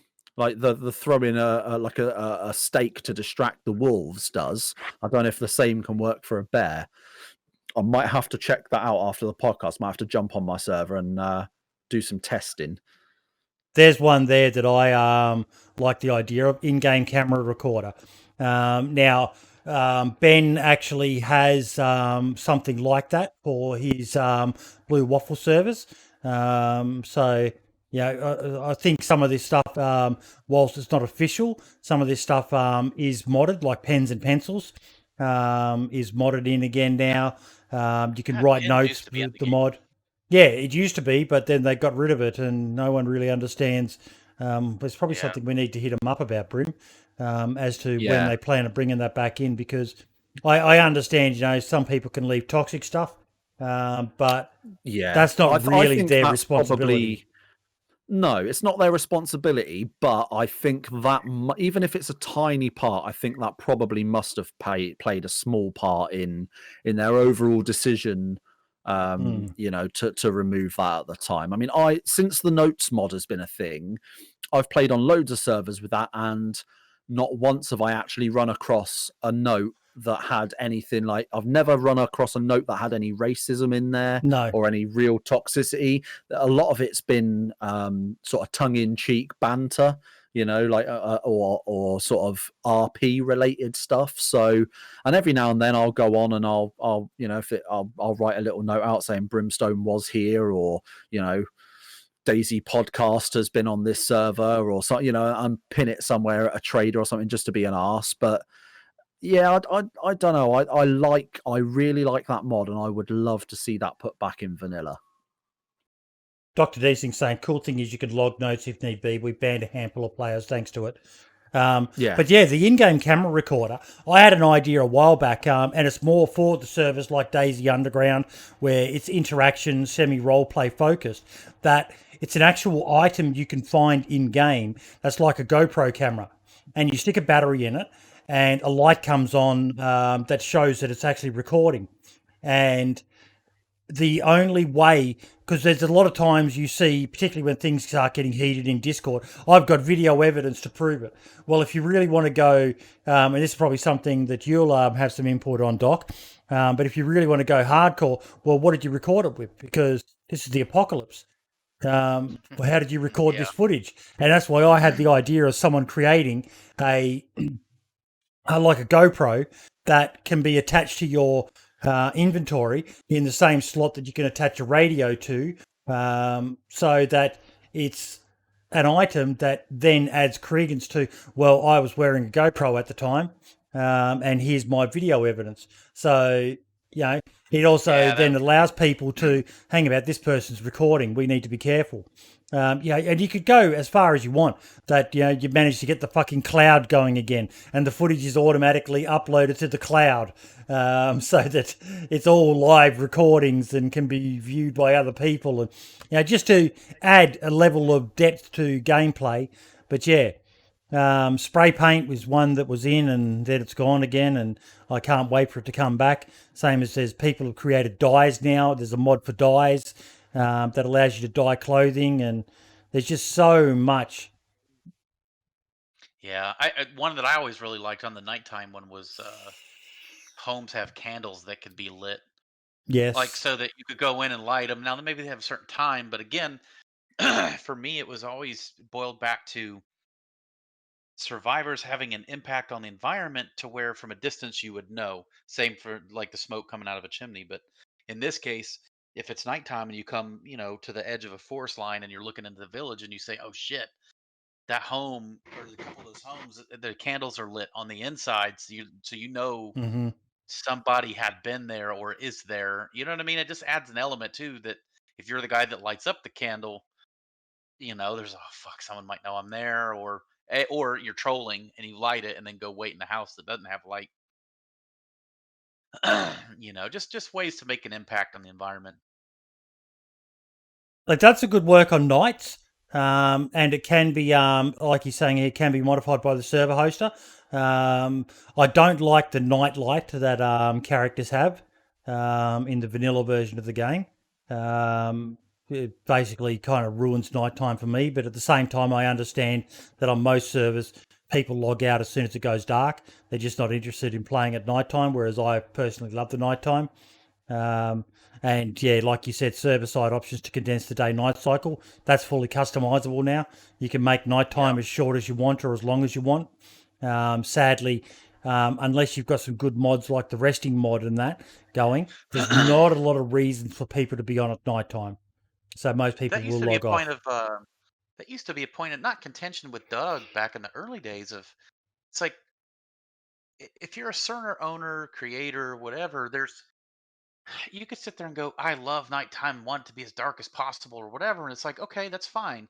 But do you want there to only be one or two people on your server at nighttime during that? Or do you want it to be I always wanted to find that sweet spot where it was bright enough that people didn't feel the need to jump out, but still dark enough that it's nighttime. I mean, but I, there was another thing though that DayZ didn't do right, that some other games does right with the lighting, and that I don't know if you remember. So there's a building in DayZ that's the piano building, and I Yep. posted this on DayZ a long time ago. That on that first floor there is no windows at all, and if you shut every door there, you can still see perfect downstairs. You know what I mean? So thus, no real reason for the flashlight or whatever, because otherwise you might have some buildings you need that shit during the daytime. You know what I mean? But because the lighting doesn't, the interiors of buildings, even though it is real time lighting as the sun itself moves, but inside it just, I can't remember what they said it used to be, why they can't do that, but it just doesn't make lighting as effective or whatever. But so even if it's nighttime and you go into a building, it should be pitch black, but it's not. You still see fine. I always hated that part. I always wished, say it's full moon lighting outside, Mm. but if you go to the building, unless you use your light, it's pitch fucking black. You're not looting unless you use a light source. Well, yeah, like Dr. T Singh saying in chat there, Namolsk has been a good example of what can be done there. You get into the tunnels at Athena, it is pitch black. You need light. You just can't see fucking your hand in front of your face. It's brilliant. I think it's awesome. It is absolutely terrifying at the same time as being awesome when you go down there and you only have like a flashlight or a weapons flashlight. You don't have any night vision. Like, especially if you're in first person, it is genuinely like playing a horror game with all the different sounds, with the custom music that Bubson created for the mouse for some rack. It's like down there. I won't go down there without a night vision because I'm just like, nah, I don't need that. But no, they've done a great job with a lot of the different stuff. Random events, like vehicles, is a pretty bad section. There's lots of mods that have brought a lot of this stuff in. Trains, Arkansas, we're still waiting, mate. But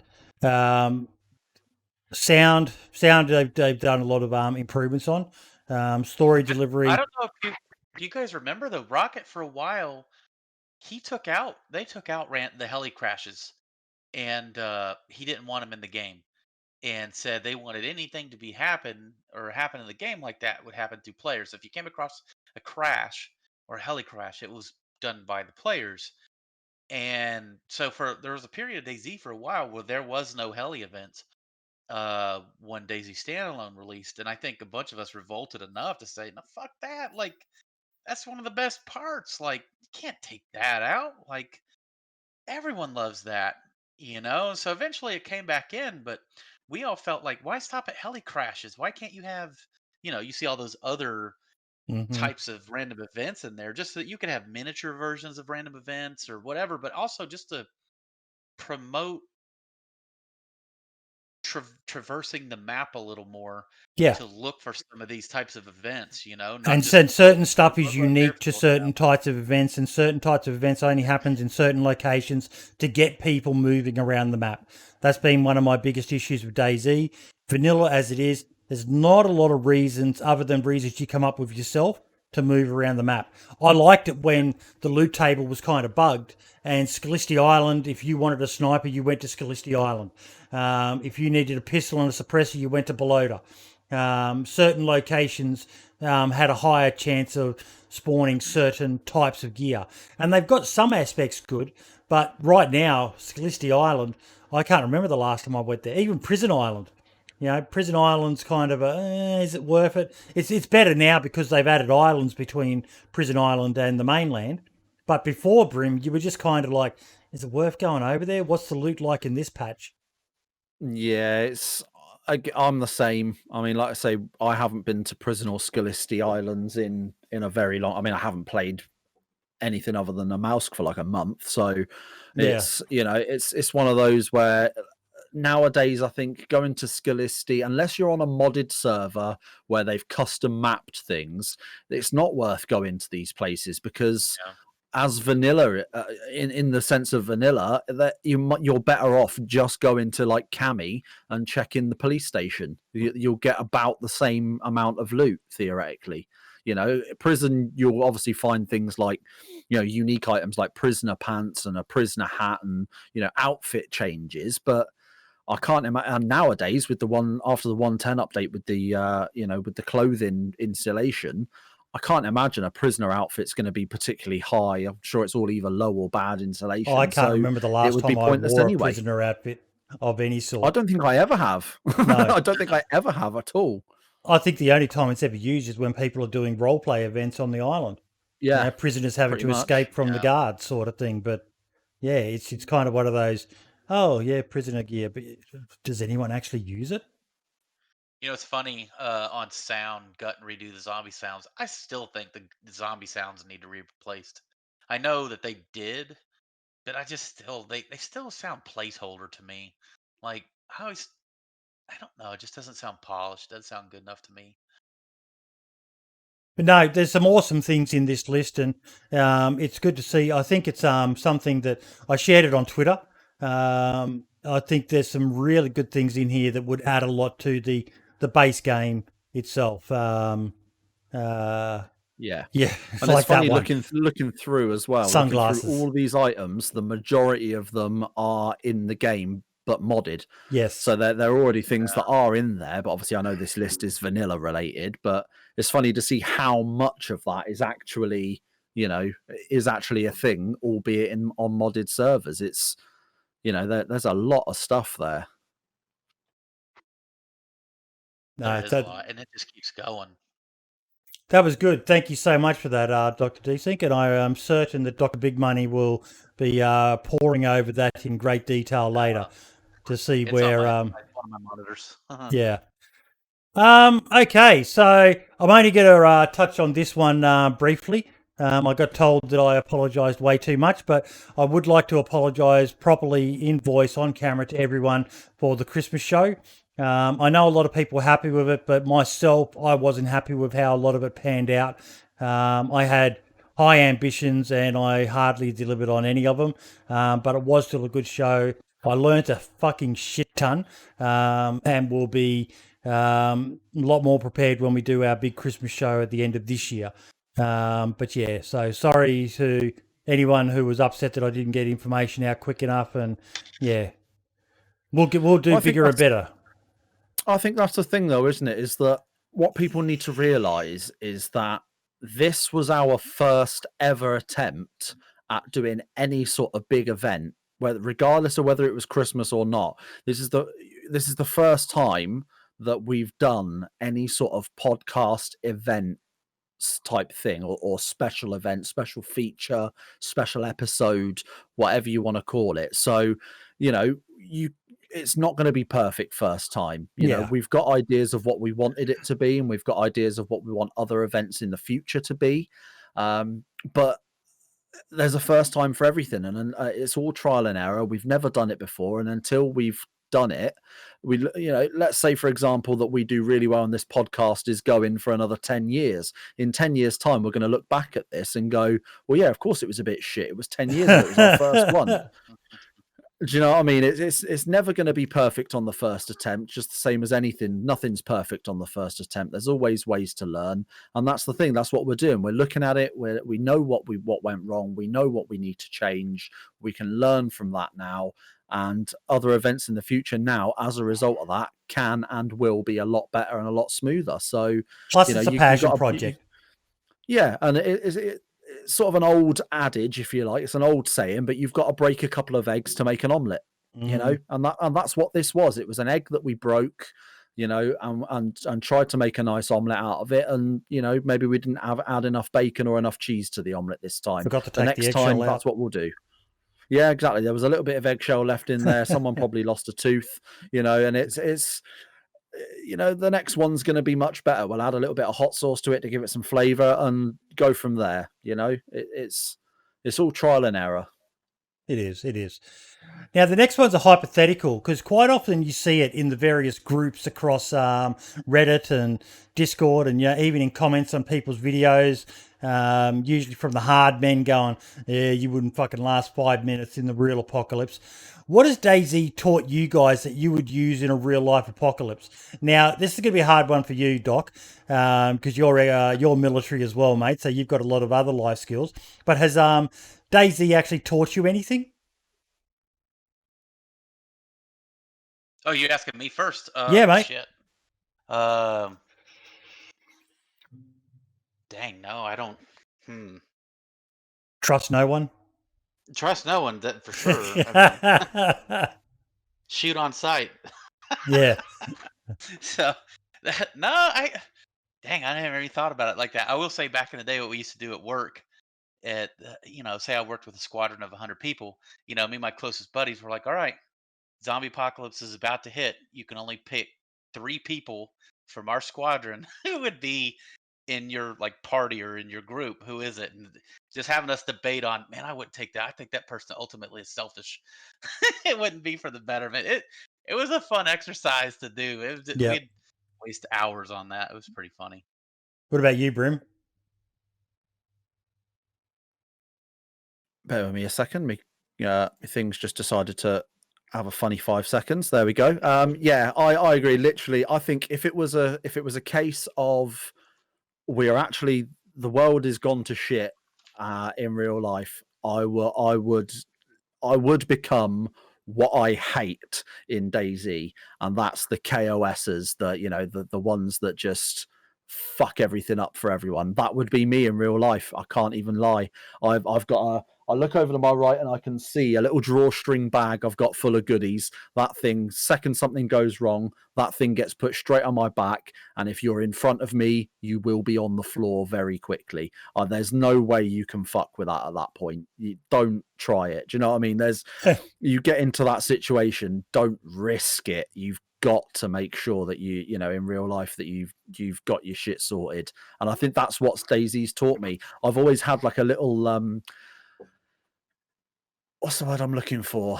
Like a little laugh, like a little thing, a little anecdote, like an idea that that DayZ, I'm trying to think what the right word is, but it's an idea that DayZ was created by the government to find to see whether or not what the population would do if they were thrown into that. So that's like a conspiracy theory, just a bit of fun, bit of a laugh, but the idea that the government of the world, not just any given country but the world, created DayZ to see what the population would do in that situation, and that they're all watching our games and seeing what we do. Obviously it's not true, it's a load of bollocks, but it's funny to think about. It's fun to think that there could be someone out there that looks at DayZ and goes, yeah, that's what I'd do. For me, I think one of the few things from DayZ that really does apply to the real world is have a knife. A knife is fucking key for survival. Having done a survival course in the military, if you've got a good knife, it just opens up so much for you to be able to do to survive. Not only just survive, but defend yourself. A lot of people can't hit the side of a barn door with a gun. But a knife, someone gets close enough to you, a knife can be deadly in anyone's hands.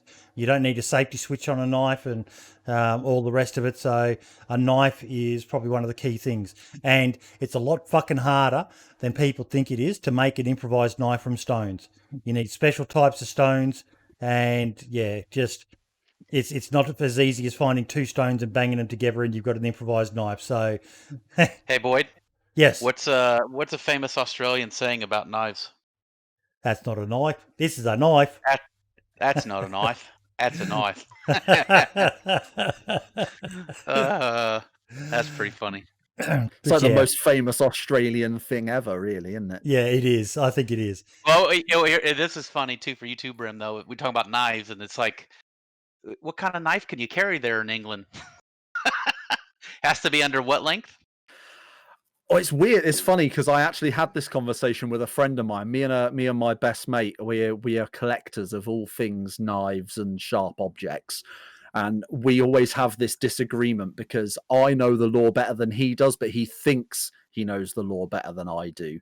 And the law states that it has to be. I think it's either 3.5 or 3 inches. I know The blade has to be under 3 inches and it cannot be a locking blade. So it has to be a foldable, non-locking blade. Yep. But people think that they can just take a little 2-inch non-locking blade in their pocket and go and do their shopping in their local supermarket, and that's fine. When in actual fact, if you were to get stopped and searched by British police and they found that on you, they could still arrest you and confiscate it, because the law states you need to have a valid reason for carrying it. And self-defense, believe it or not, in this country is not a valid reason for carrying any object other than your hands and feet, which is fucking stupid, in my opinion, but it is what it is. Oh, that's funny. It made me think of that. I was talking about knives and Yeah, our laws make sense to a degree, but parts of them make absolutely no fucking sense whatsoever. Like, one of the laws that makes a lot of sense but is a grey area is about reasonable force, which as a bouncer is something I've had to deal with a lot. Because, for example, if someone comes up to me, they've got nothing in their hands and puts their hands up and says, I'm gonna have a fight with you, I want to punch you in the head, I can't pull a gun and shoot him, mainly because guns are illegal, but also because that's not a proportionate response. You know, he's holding his hands up saying, I'm going to punch you in the head. Me pulling out a Desert Eagle and blowing his brains across the car park doesn't work out. You know, I have to match. You have to match the other person, not go above them. You have to use reasonable force to defend yourself. You know, so it's a really weird grey area over here. yeah, we just bust out our tanks and I just do what I want and then just fucking hope that my fat ass can run fast enough to outrun the people that are chasing me. Now, something that I shared when I first heard about it, I was quite excited. It's something, we've had Matthew Longtime on in the past, and we've had a number of different modders on in the past, but there's really not a great deal of resources out there for modders. Now, a guy by the name of the Emperor Fox and others are making a modding guide for YouTube. They've got a Discord set up for it. Just going over to it now. I will share the Discord link. But yeah, it's kind of exciting what they're doing. It's only so early days at the moment, but he's working on the first tutorial as we speak. This was a couple of weeks ago. So hopefully some more comes out of this, because there's a lot of people out there who want to get into modding, and it's it can be quite simple, just doing reskins of existing items, right through to the stuff that we've seen with the Namol Survival mod, Inclement Dab's DayZ editor, Daone's Trader mod. Just some amazing stuff out there. But if you don't know where to begin and who to contact, as we know, Brim, Dab and Jacob Mango and Daone and that are usually happy to help people. But if you don't know who to contact, where do you start? Yeah, exactly. Yeah, you're flying blind, with with no light to guide you. So yeah, that's an absolutely brilliant resource. Like I say, I know that was it Matthew, a guy called Matthew Longtime we had on the podcast last year as well. He did a couple of videos about how to set up a server and how to make a mod, like just a simple modded knife or something to implement on your server. So having that sort of thing, I know we spoke about it with Mass and Windstride separately as well when they were on their episodes of the podcast, and to have guys like that and Wobo as well, of course, to give out that amount of information, get people like Helkiana on that and things like that. Like, the sky is the limit. I know things change, and it is difficult to a degree because no two button presses are ever the same, and when it comes to coding and stuff, I wouldn't even know where to start. But to have at least the beginning parts of a resource, and have, like you say, just having the people that know how to do that, and you can contact them, comment on a YouTube video, or hit them up in a Discord and say, look, I want to try this, can you advise me on how to do the next step? That's a massive thing for the future of modding in general, not just for DayZ. Yeah. Do you do much in the way of modding with DayZ at all, Doc? No, I don't. I never. Mine was either like idea curator or running the community side of it. Mods weren't around back then, so really it was trying to do the best with what we got. Which, I mean, hell, if we wanted to run events, we would have to Yep. weeks out ahead of time go find these fucking items out in Yep. the game to use them and put them on our characters just to stash stuff to then go place throughout the world. I mean, it took a lot to try to do some of these things. So It did. no, I didn't have the skill set for any of the modding stuff. Mine was always community building and building teams and kind of doing that. That was always mine, which sometimes doesn't feel like you're. I don't know. You feel bad when you're that. Like as far as all these other guys you get on the team are over here making the art, they're doing this, and I'm just like, all right, I'm glad you guys are doing the thing. I can't do that. No, mate, I 100% it's understand that. Yeah, Brim and I are pretty much in that sort of category. We both have great ideas, but we don't have the intelligence to carry them out. But we've managed to find ourselves an amazing bunch of people around us who can do the more technical stuff. Yeah, but that's a different skill set though that you guys have. That and to me that and the people that can do the other stuff, they oftentimes won't have the other skill set, which is rounding up people to be a part of your community of your whatever, donating their free time to the cause and being a part of it. That's a whole other different skill set that other people just don't have that stuff. And how do you even convey that through typing and forums and doing these other things? Because back then podcasting wasn't as big of a thing, you know what I mean? So how are you winning the hearts and minds to even make people want to join your DayZ Underground or podcast or this or that? So it takes an entirely other skill set that many don't have that as either. So it's not the short shake you guys and are it's what I did. it's a similar thing as well for me. We're looking at like Twitch mods. Like as a streamer, like I look at it and I see other people's Twitch chats. Like Uncle Ray Ray is a perfect example. He has what could easily be one of the absolute best Twitch mod team going. They're absolutely phenomenal. They all do different bits and bobs, help out. They're really active in the chat, help out with any and everything. They're brilliant. But like to me, like I've got some great little mods on my small ass channel that I love dearly. But like that, it still blows my mind to this day that there are strangers that may live in a completely other country from you that are willing to sit there through your 6, 7, 8, whatever hour Twitch stream and basically just keep an eye on things and make sure things run smooth and help you and not expect or ask for a single monetary thing or anything at all in return apart from a simple thank you. Like that still blows my mind that there are selfless people like that in the world that do that, and I'm part of that community, and it still blows my mind that exists right in front of me. It's mad. I still can't wrap my head around it fully. Yeah, it's great. And what was funny with Squad when we were doing that, and so we would shoutcast these matches from aerial views as they were going on, but we would because we started turning into something big, and the developers highlighted us, and they brought us into their Slack channel. So I even created a game design document on how they could improve the aerial cam stuff. But we would have these people that would come up to us that wanted to be a part of it. No, I'll use my stream, my channel, whatever. But you could see some of these guys, it was always ulterior motives. They wanted to use us to propel them to their own shit. And those people, I would be like, no, get the fuck out of here, man. Like if you were not about propelling just the entity or the enterprise itself, and you're just looking to make a name for you, and they're people I could name that I just won't. But it's like, no, you're not coming on to just try to make a bigger name for yourself. Like, no, it's like you don't ever see me or anything. It's all about how do we make the community better or bigger or this or that, and I'm sure you guys see that, the people that want to get out just to make themselves bigger, better. It's one of the things I love about the podcast team, mate. I'm probably the biggest ego here because I'm the biggest drama maker. But I've cleaned my act up there a lot, thanks much to Brims' delight. He hasn't I'm up saying to update. nothing.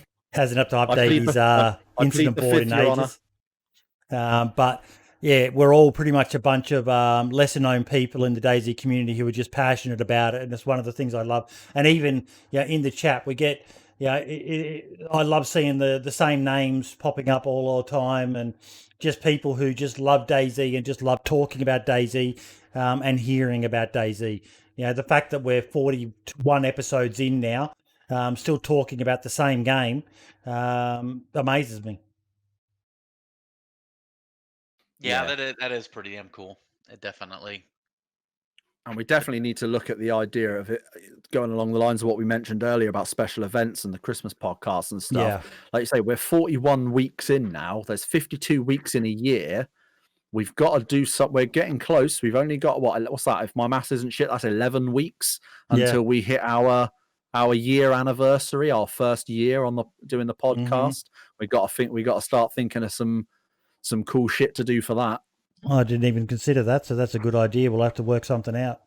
See, I'm both the brains and the beauty. You can be the brawn if you want. You missed the DayZ question in the podcast quiz, mate. Who was the most handsome member of the podcast? Me, you, or Ben? And the fourth option was none. We're all but ugly. And that was the correct answer. That was the correct answer. Accurate. Yeah, I'll take that. Update from our Christmas podcast guest, Mr. Utah. For those who are following, you probably don't know about this, Doc, but there's a guy doing another series of live action DayZ videos, and mate, they are fucking awesome. He's filming them in Australia of all places, but a slight delay on the next episode. Festive season got the best of the team at Utah headquarters. Happy New Year's to all. Big things coming. And I'll share you his YouTube channel. But one of the things that people are loving is that he's using sound effects from the game. And Such really, a cool concept. one episode in, and he really managed to capture the look and feel of DayZ. I don't think there was a word spoken in the first episode, but oh my fucking God, mate. Absolutely amazing. And there's two other projects in the works at the moment as well. One that's actually being filmed in the Czech Republic, and they're using some of the landmarks that were inspiration for the game that we saw when we had Matt Lightfoot on. So that's going to be next level as well. Seeing people running up those rocket towers where the anti-aircraft missile launches are, and just that's going to be brilliant. And I seem to remember as well that on the Christmas episode, when we had Mr. Utah on the podcast, he did mention, if I remember rightly, that whilst the first episode that he has already released didn't have any dialogue, the second one, I think he's going to start looking at making them slightly longer, sort of 10 minutes each, give or take, and actually hoping to maybe start putting some sort of storyline and dialogue type things in there as well. So, it's going to be a really, really interesting thing that's going to come out once it's all said and done. It's going to really be. It's already something impressive, but it's going to be a whole nother level once it's all done. I just shared that video you shared with me, DrBigMoney. We try not to watch too many videos usually because of copyright music and the way the system is now. But I can't say I've seen Meet Alex. I can't remember it. But people in chat can. I don't think that there's any music. This is a guy playing DayZ, but he meets this kid on the side of the street. Oh my God, this video! I mean, this video. Look at me, 6 years old. Oh my God, it's funny though. Like, we were in tears back in the day. This shit was so funny. But the other funny one that used to be played that was really good. You guys seen the movie Predator? Yep. You remember the sound that the Predator makes, but in the DayZ mod, you'd hit. I think I know the one you're talking about. Yeah, they would get near Barry. Yeah. No, the what's the military camp by Cherno? Yeah, right by there. Belota military. Belota. Yeah, and they would hide out in the bushes and they would play the Predator sounds, watching the people up on the air traffic control tower. Yes. Oh my God, I've seen that one. That was fucking gold. Just people getting scared shitless. And I even love the videos of people who would upload their experiences when people were trolling them in the game. DayZ just has that unique ability to scare the absolute shit out of you without actually anyone being there. I scared myself the other day on the moles. The first time I ran onto snow, the crunching sound it made, I fucking had a heart attack. I was like, "What the fuck was that?" I'm looking around, and it's an amazing game, absolutely amazing game. DayZ is for the shit that it allows you to experience. Like, you probably remember that video, Doc, that bloke walking around along one of the roads on the coast, and he had a book. Or no, he had a lantern in his hand, and he was wearing a burlap sack on his head, and he was chanting something, and he was just slow walking his way along the edge of the map, and it just freaked people out. Just some amazing stuff. Yeah, there is a lot. There's so many good videos. I'm way out of the loop on what would be good in the last probably several years. I mean, I still go to the DayZ subreddit just to see any latest news on kind of what's happening, but otherwise I'm pretty much in my little Hunt Showdown world now. Yeah. But If that little bit of snow on the mouse scared you, Boydie, I suggest you don't check Twitter at the moment and see all the stuff about people have created bloodsuckers. Yes, I've seen that. I've encountered it, but they just don't seem to have the feel of what I saw in the videos from back in the day, because they don't pop in and out. They're always visible. And the server I first encountered them, they're popping in and out now. From what I saw, I might be completely wrong, and I'll have a look into it. But I saw something on the Steam Workshop and mod about it, and it was saying that they're invisible until they aggro, and then once they aggro to something or someone, then they become visible again, and you can, like, because you'll just hear footsteps, and they're very, very distinct footsteps that aren't players or normal zombies. You'll hear them, but you won't see them. And then once they aggro you, they suddenly become visible. And apparently on some servers, they're near impossible to deal with unless you've got some serious firepower. Yeah, the first ones I encountered were able to just be taken out with a melee weapon, so that kind of disappointed me a bit. But if they're making them harsher, then I'm all for that. I look forward to it. Because a bear will scare the absolute shit out of me, even if I've got a big gun. So yeah. Highlights of the week. We're getting towards the end. Before we jump into that, though, I do want to ask you, mate, is there anything you want to add or just discuss? Like, do you follow DayZ Underground much still? no, not at all. I actually was in their it's in the DayZ Discord for a while, or the DayZ Underground Discord for a while, and I remember making a post or whatever, and a bunch of them were like, "Oh shit, it's the DayZ Godfather," and I'm like, "What?" And there was like this thing that were like, they all knew who I was. I had no idea they knew who I was, and so I thought it was just gonna be a random Joe Schmo coming in to comment. It was like everybody knew, like, "Oh fuck, it's the OG." And anyway, I posted some here and there, but I largely hadn't played DayZ in a while, but it's a game me and my buddies always still want to come back to, but I don't know if we're waiting on a certain thing. And really what I think it is for me is I want a proper new map.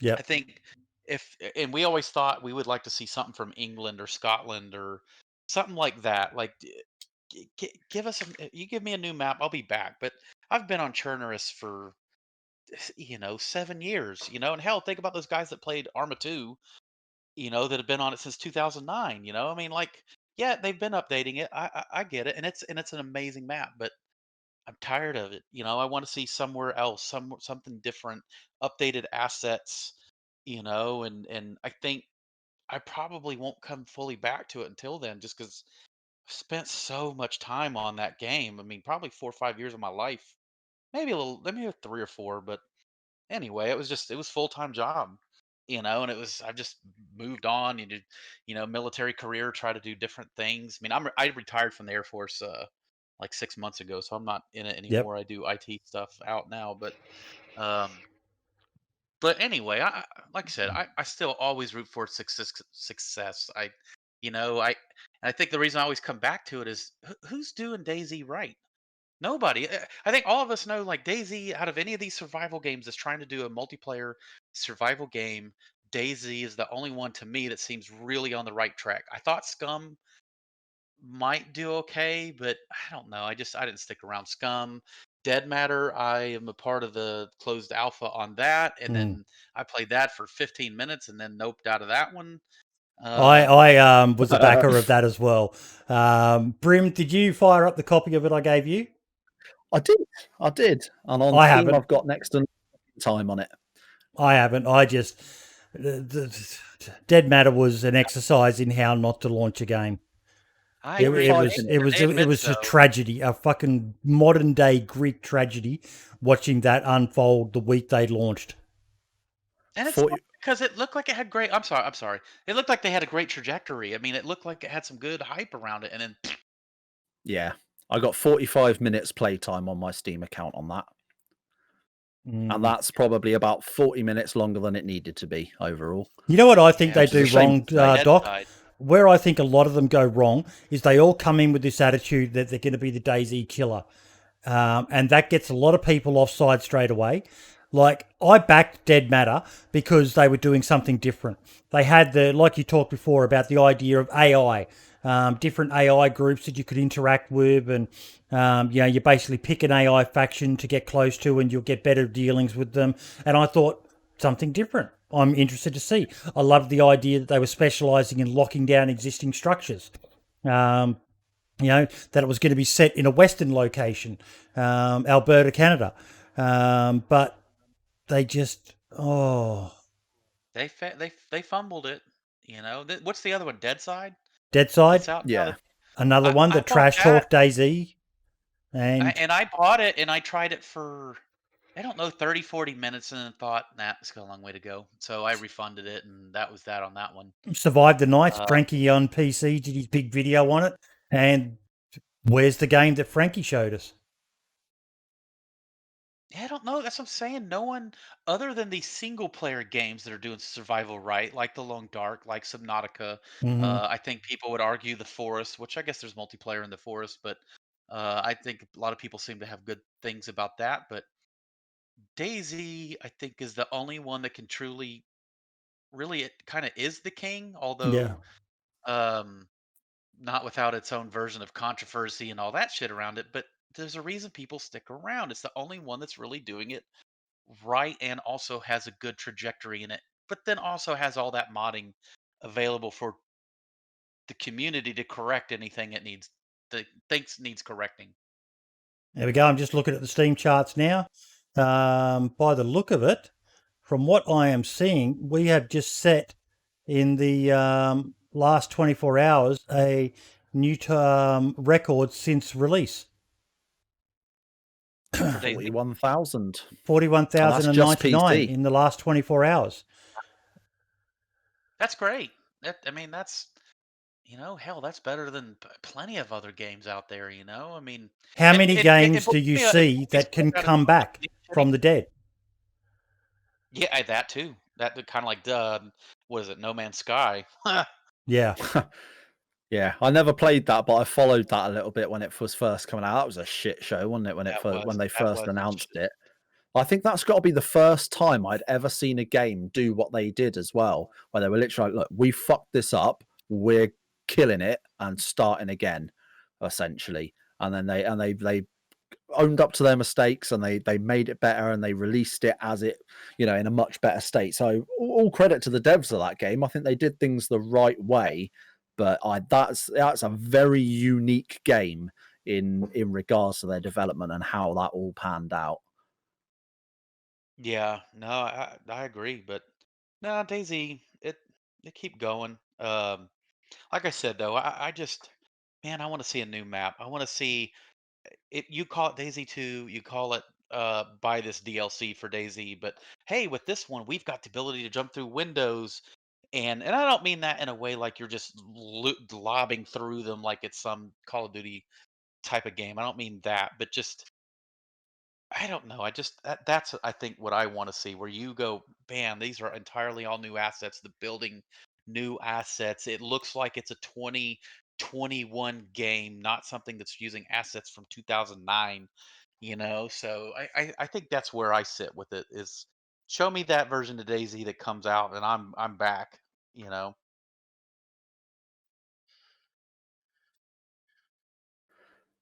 Just tweeting out the current player numbers. What is it? 41,099. And people call it a dead game. Wait, real quick, while you're looking that up, what's Arma 3 then? What's its numbers? 1 I'm second. curious. Is DayZ still a bigger game than Arma 3 or not?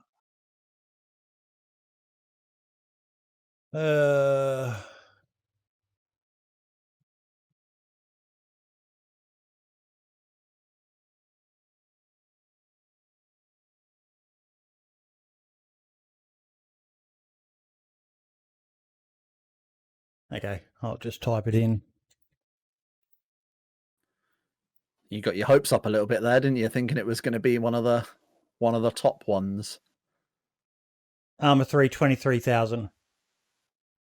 How much? 23,766, the peak in the last 24 hours. Oh wow, so damn, like half almost of fucking freaking DayZ, you know? I But mean, much steadier numbers though. There's not been the big highs, the down. dizzying highs and terrifying lows that DayZ's had. Yeah. But I think that should still show the developers though that DayZ as a product, as a game, is something people are still, through all of the negativity and this or that, people are still highly interested in, that they're willing to come back to the latest patches or the latest this or that, or if the streamers even come back, start promoting it, that love is still there. It's still bubbling underneath, and it can still explode. It's a shame that they bumbled Survivor games so much. Oh. Actually, before we move on, did you have much to do with the original Survivor games? No, that was all Hicks, and can't remember who else. I mean, Soma. Hicks, I don't, yeah, and they sold it to Bohemia, so they Yeah. own it. But and there's that history of Brendan Green from PUBG, player unknown, that tried to take it to Arma and to DayZ, and they turned him away, and he went off and did his own thing, and now we got PUBG. But they own Survivor games, so why would they have entertained that route and gone that? They had a different thing that Survivor games for a while was exploding. It was monster on Twitch for a while, but that was at the height of the DayZ mod and it exploding, and now it's just become a caricature among people that don't really follow DayZ. They just think this negative thing about it, and then that's that. So it's like, but I still think they did a shitty release of it anyway. I don't think anyone played Survivor games DayZ and thought, "Oh man, this is the future." Yeah. This is actually interesting looking at the Steam charts. Arma was ranked number 61, I think, on the list. DayZ was ranked number 30. But Cyberpunk, a game that has received a hell of a lot of bad publicity, is ranked number 4 for the amount of people playing it. PlayerUnknown Battlegrounds, you hear a lot of people say the game's dead. It's ranked number 3. Counter-Strike, a game that is how old, is still number 1. That's crazy. I haven't played PUBG in forever. I have never owned a copy of PUBG on PC, but I got it when it first came out on Xbox and absolutely just got buried in it. And I can't imagine going back to that game now. They've got like bots and stuff now, and they're like AI and stuff in matches and shit, if I'm not mistaken. Yeah. What it wouldn't be so bad for you, being in the UK EU area. Here in Australia, games will be filled with quite a lot of bots, especially if you play first person. But I'm not sure what it's like in the US. But yeah, so they've still got 380,522 current players. So game's far from dead. I think I'm telling Fortnite you, went down the same route as well with yeah, bots, if I'm not mistaken. Added like little bots in that were for a short amount of time broken and would absolutely beam your character yeah. unrealistically. My So son plays it on Switch all the time. yeah, see, for me, games like I enjoyed Fortnite when it first came out, played the absolute shit out of that on Xbox. Same for PUBG, but I couldn't. The idea of having AI bot players in a game like that that Yeah. doesn't sit well with me in the slightest. I Here, I like it. I've hate actually got a it. positive KD for once. Well, here's a yeah. question for you guys. Did you guys? So I was in the closed alpha for Fortnite. Did you guys ever play what the original Fortnite was intended to be? No. I So highly doubt it. I think I played it when it before it got all hype, before Ninja got all big on it. I played it a little bit before that, but I don't know how long it had been out by the time I picked it up on Xbox when 4 years ago. I started on Fortnite, and I followed it long before it even came out. I was looking forward to it.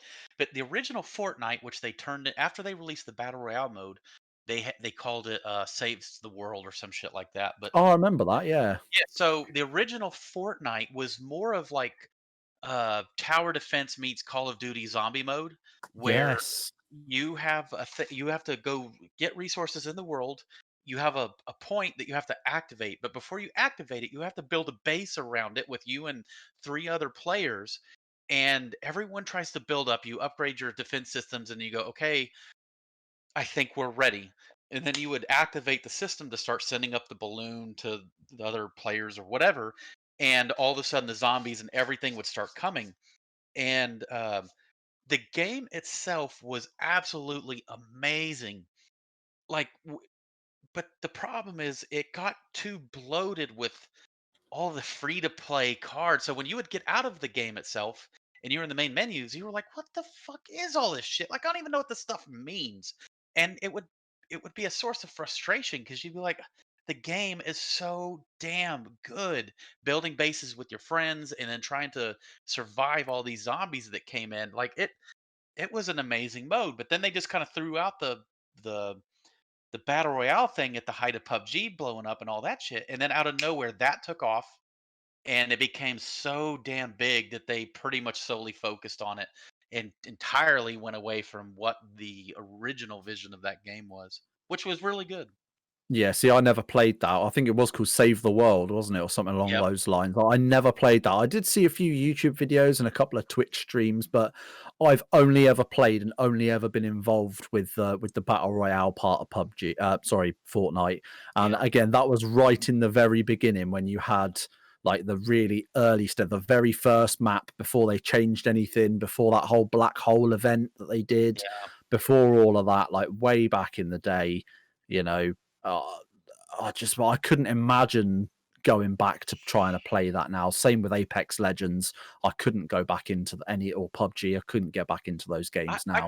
I can't play any of those with any type of long term art because once you play DayZ, right, and you get addicted to the adrenaline that a DayZ can have, the adrenaline on a Warzone or on an Apex, it's not the same as a No. DayZ type of adrenaline. It's just they're not the same. There's Their not that heart doesn't fear of pound the losing same. everything. It's you No, it get a has little none of bit, you that. get a little bit of thrill, but it's not the same as everything is on the line here. If I die, I'm back on the coast and I've got to start again.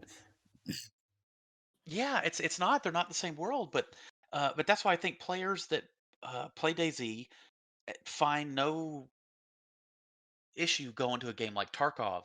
You know what I mean? Like it's in that same really tactical kind of a realm that's like you lose everything. But Hunt Showdown is the same thing. But Hunt Showdown, it just isn't the loot simulator that like a Tarkov is. Hunt Showdown has an amazing game loop in there, and all of that heart pounding. I'm about to have a heart attack shit that DayZ brings. Hunt has in every single round. It's there, you know. So it's Hunt to me is like right along DayZ and that type of, once you get into it and you experience it and you really understand why people are flocked to it, that there's a reason for it. And that's why it's different than those war zones and apexes and all that stuff. You know, it's just different, totally different. Well, maybe that's where I'm going wrong with Warzone then, because I haven't played Warzone in probably about 6 months until about 3 days ago, and I have just been on Warzone almost constantly, with the exception of sorting out some bits for our DayZ server yesterday. I've pretty much played Warzone constantly for like the last 4 days. And maybe that's where I'm going wrong, because I think I play Warzone the way I play DayZ. I play it very passive, very, avoid other people as much as possible and try and make it to to that end goal, which obviously in Warzone is the final circle and what have you. And if it means I can get a cheeky kill along the way, I'll give it the old college try. But yeah, it's like you say, it's not the same. It's not got that same heart pounding, adrenaline fueled shit your pants moments that DayZ has. Even now to this day, I'll still, especially on the mouse, everything fucking creaks and croaks and moans. Every building's got a unique sound. To this day, I will run around the mouse and absolutely shit my pants, thinking that something's going to go wrong any second. But I don't get that. You don't get that with any other game in the same way as you do with DayZ. No. Every little sound has got me on edge in DayZ to this day. Yeah. Well, but DayZ, like, and you guys know this, it's about stories. I mean, you could think back to these whole build-ups to when you either died or killed someone or whatever. That there's a whole story behind it. In Warzone, you're like, and then I died, or and then I killed somebody. You know what I mean? Like, it's Yeah. not. There's not this whole kind of ethos and story around it. It's just I died in a round. DayZ is not that. Imagine if DayZ had a gulag. Yeah, no shit, right? Is the new map out on Call of Duty? Yes and no. They've just done something called the Rebirth Island event for the crossover with Call of Duty Black Ops Cold War, but I think that's just ending. So it is technically a new map, but it's only an event that was on for like a month over Christmas. But I think there's rumors, there's talks, there's insider knowledge, quote unquote insider knowledge from big streamers and stuff, saying that they think that there is going to be a second map released sometime early this year. So fingers crossed, because we need a change of pace on that game. We need, like I say, I've spent like 6 months not playing that game because I just had enough of it. I'd played it for hours every day and I got burnt out. And now I've come back, I'm quickly getting back to that point where I'm just like, where the fuck am I going to drop? Everything's the same. I'm sick of seeing the same houses, the same buildings. They can change the loot and the skins and things like that and add new guns and new outfits to wear as much as they like, but until they actually change the map and change the way the game's played, through that map, it's going to be a nightmare. Yeah, but exactly what you're saying there is why I want to see a new map for DayZ. A real new Yeah. map, not Livonia, which is Chernarus like part 2 in disguise. Yeah, I mean, this is what we were saying on the podcast for ages, though, with regards to Namalsk. Saying for ages we would love to see Bohemia actually turn round and pay Sumrak for the rights to Namalsk and release it as an official DLC. We all pay, $10 or whatever it is for that, and then they split it 50-50. Bohemia get kickback from it, and Adam gets paid for his work. As it stands, that's not what happened. And on Sumrak's obviously official website, he does have a donation link that people should definitely go and check out. But yeah, I think they did kind of drop the ball a little bit on that. But then at the same time, if they had offered that to Adam, would he have taken that deal? So it's kind of a little 6 of one, half a dozen of the other. I always hope that, I don't know, just in the back of my mind, and I don't know but in any way if this is happening, is that, because like Tanoa, that Arma, the island map, I mean, the maps are so detailed in Arma and or DayZ, which DayZ same thing as Arma, but they take, I remember them saying like Altus took like 3 or 4 years to make. Took 3 or 4 years to make. And Look at John McClane. We've had him on. He's the guy behind Deer Isle, and he still streams working on that map, constantly improving it. yeah, but it takes forever. So, but to make a map it is not just the map maker. You have to have the whole art team and everyone environment that has to build up the assets that a map maker then uses to make a damn map. Yeah. So I just always hope that, okay, so DayZ has gone down to a skeleton crew to do some iterations on it. You've got some rack on there now, being the curator of what Chernarus is now. But I always, in the back of my mind, hope, all right, DayZ's in a good place. You've gotten a part of the team that's still kind of taking it forward. Let's siphon off a part of this team, and now let's have them start working on what a true modern day map, what it would look like with updated art assets, and that team is in secret working on that next map, and then that being the big, kickoff. Because they're doing that for frickin' Arma 4 already. Like somebody's working on a map by now. Has to be. It's 7 years ago that game came out. Yeah, and there's been rumors and everything for years, haven't there? And then there's been like sort of actual information about members of the DayZ dev team moving over to an undisclosed or unannounced project. We've all kind of taken that and gone, well, that's clearly Arma 4. It might not be, but that's what I think most people immediately jump to. Because I think Ivan Bukta is still there, and he's like the OG map maker. Do you guys know who Ivan Bukta is? No.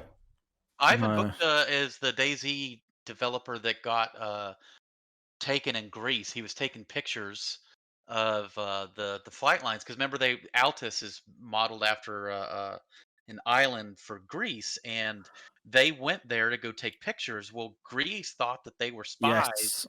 Yes, Matthew Longtime talked about that, I think, if I'm not mistaken. Yeah, Ivan when we had him on, he was talking about him and getting arrested over there.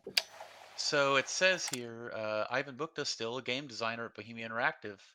But anyway, he's like their lead map guy for longest time, and so I always thought he kind of went up to basically lead the team. I don't know if he was on DayZ for a while to kind of help them, the map makers come along, and then I think he moved on and helped with Tanoa some, and then worked on other stuff. But the guy's not just employed by Bohemia to do nothing. So I imagine, the guy's got to be. I'd imagine it's probably more Arma driven, but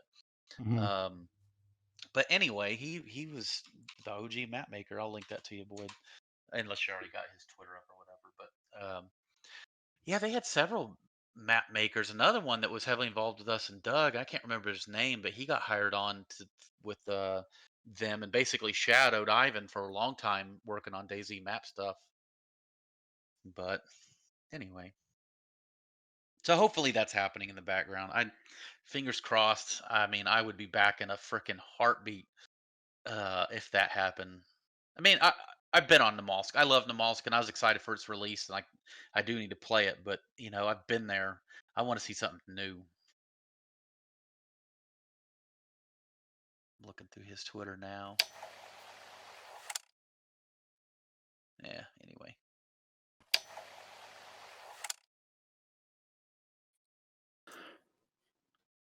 But God, you got to be tired there, Boyd, right? It's super late there. Mate. It's definitely getting late for me. I'll say it's probably time to get lunch going for my family over here. Yeah, I think I'm getting ready for my evening meal this evening as well. It's about 5:30 in the evening for me, so I'll be definitely be feasting like a king. Hopefully,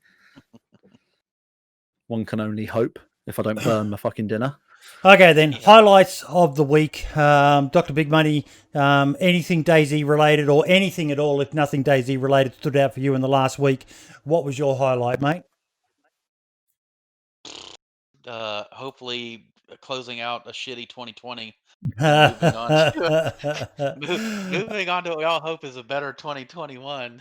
Mate, I'm just not getting my hopes doesn't up. Go hold my beer 2020. I got this shit. I'm just not holding my hopes up. I'm not either. Once you lose hope, you feel a lot better. There's the fucking tagline for the new tagline for the DayZ podcast. We don't need they're not bugs, they're features. We need just lose hope and you'll feel much better. Yeah. But no, I just I appreciate you guys having me on, and we appreciate you coming on, mate. You've been Boy, three and a half you've hours sure went by fast. you've done a hell of a lot that I was expecting, mate. Yeah, a lot of the OG stuff of DayZ, that just blokes like us, whilst we were aware of DayZ and playing it possibly and all the rest of it, it's good to speak to the people who were involved with the minds behind DayZ at the time, and that's why I love. We've got now's probably a good time to segue into it. Although we've still got to do Brim's highlight and my highlight for the week. Where is it? Prospective guests. Next week we have Soma, Jordan Taya, Survivor Games co-creator. Now, most people, when they think of Survivor Games, they think of Brian Hicks. But Soma was just as heavily involved in it as Hicks was. I understand when it was sold, Soma made money, and I'm pretty sure there's others as well. I'm just not up to speed, and I'm looking forward to finding out more about it because you probably being an old school person as well. Survivor Games back then were the highlight of the DayZ calendar. Without a doubt. I mean, God, they would have on Twitch like 40,000 viewers. I mean, it would be like a huge monster event for them to do. It was super cool. But even then, it also gave those platforms for the streamers themselves to, push out themselves. So you could watch either the primary, uh,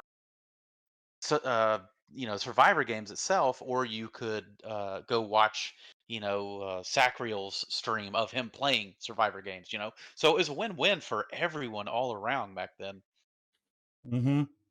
And some of the best videos, Mr. Moon's training day with him and Ciao. If you haven't seen that video, you need to go watch it. Absolute fucking banger of a video. Absolutely brilliant. Mr. Moon. Yeah. But yeah, just it's going to be fantastic having Soma on, and he's been playing a lot of DayZ. He still streams DayZ, so he's been playing a lot of it lately, so it'll be interesting to get his thoughts on how the game has progressed from someone who was involved from the very early days back in the mod and all the way up until recently. But Brim, what about yourself, mate? Highlight of the last week?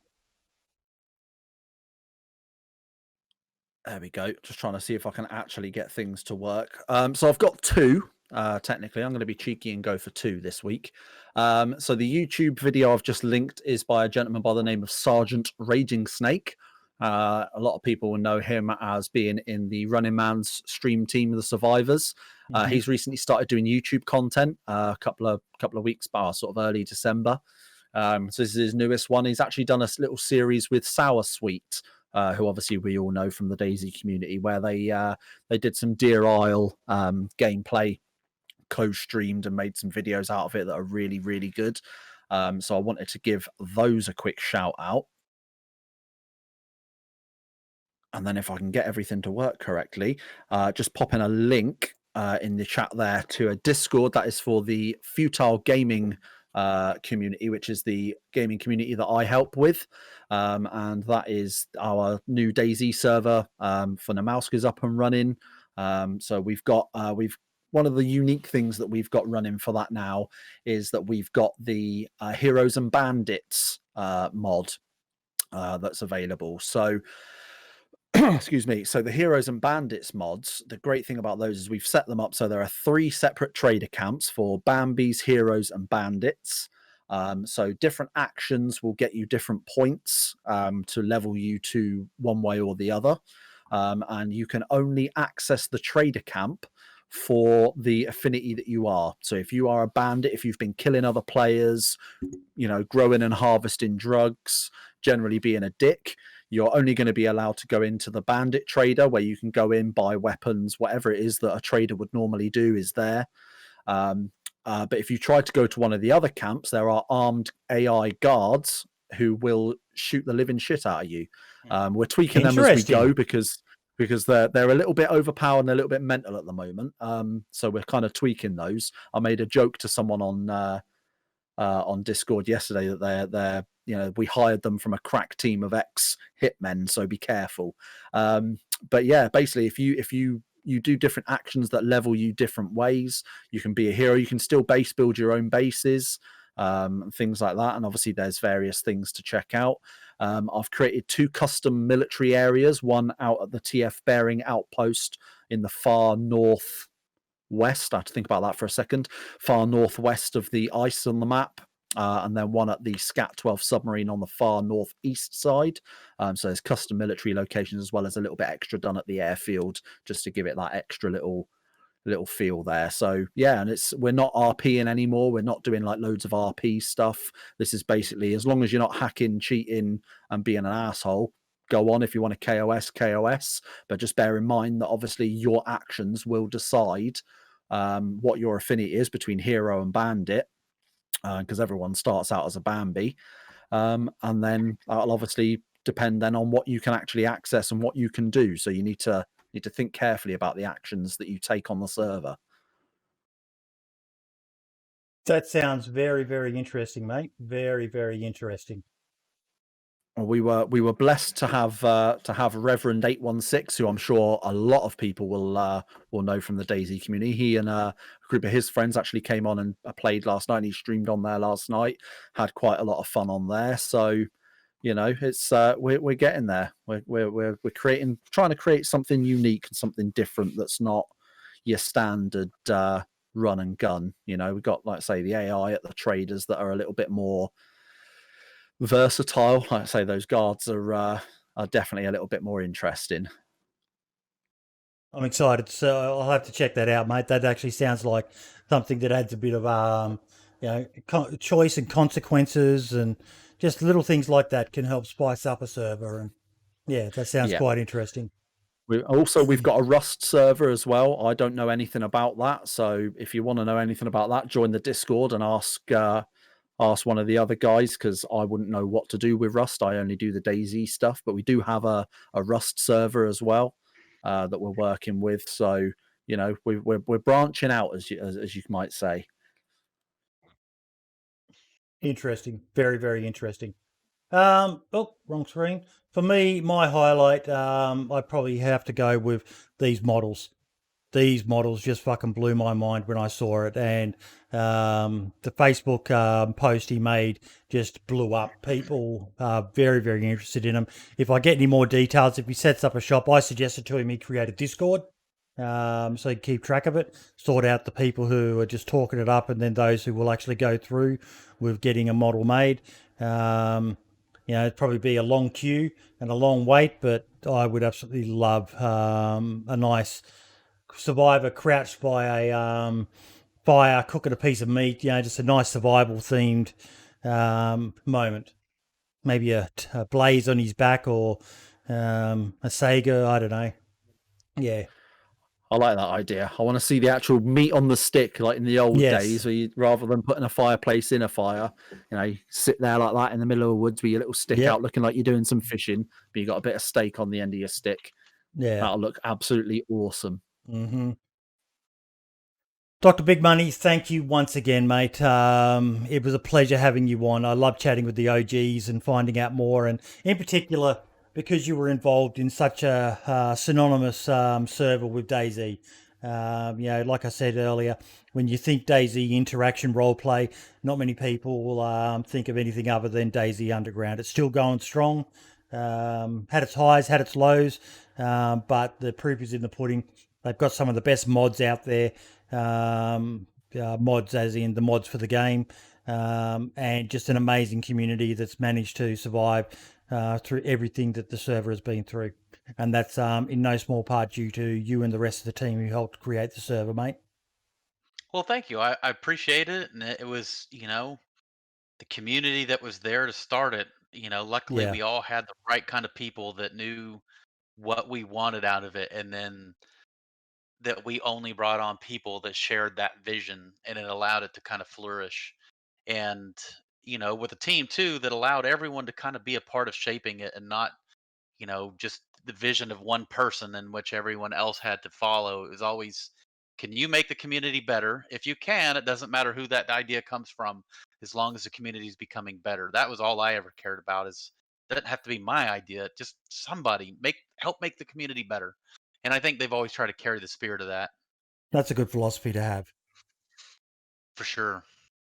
In anything, really, not just community making. Yeah, exactly.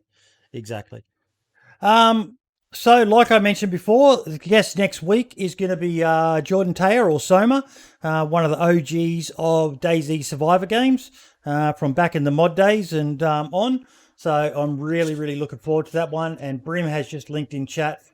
He set up a lovely little link tree which has all of the links you need for the DayZ podcast, including his and Ben's channels and YouTube and the Spotify and the SoundCloud and the TikToks and the DickDocs Literally and the God everything. knows what else.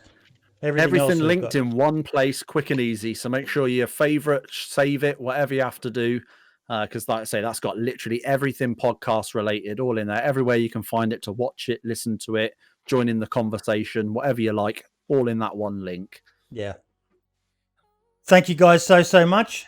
I think it is time to say goodbye to those watching. Thank you, all of you who hung around and watched the show. And Marks, if you message the guy on the Facebook group regarding those statues, if you're serious about getting one, he will discuss it with you. All the best, everyone. Say goodbye. Bye, guys. I'll see you next week. And ciao for now.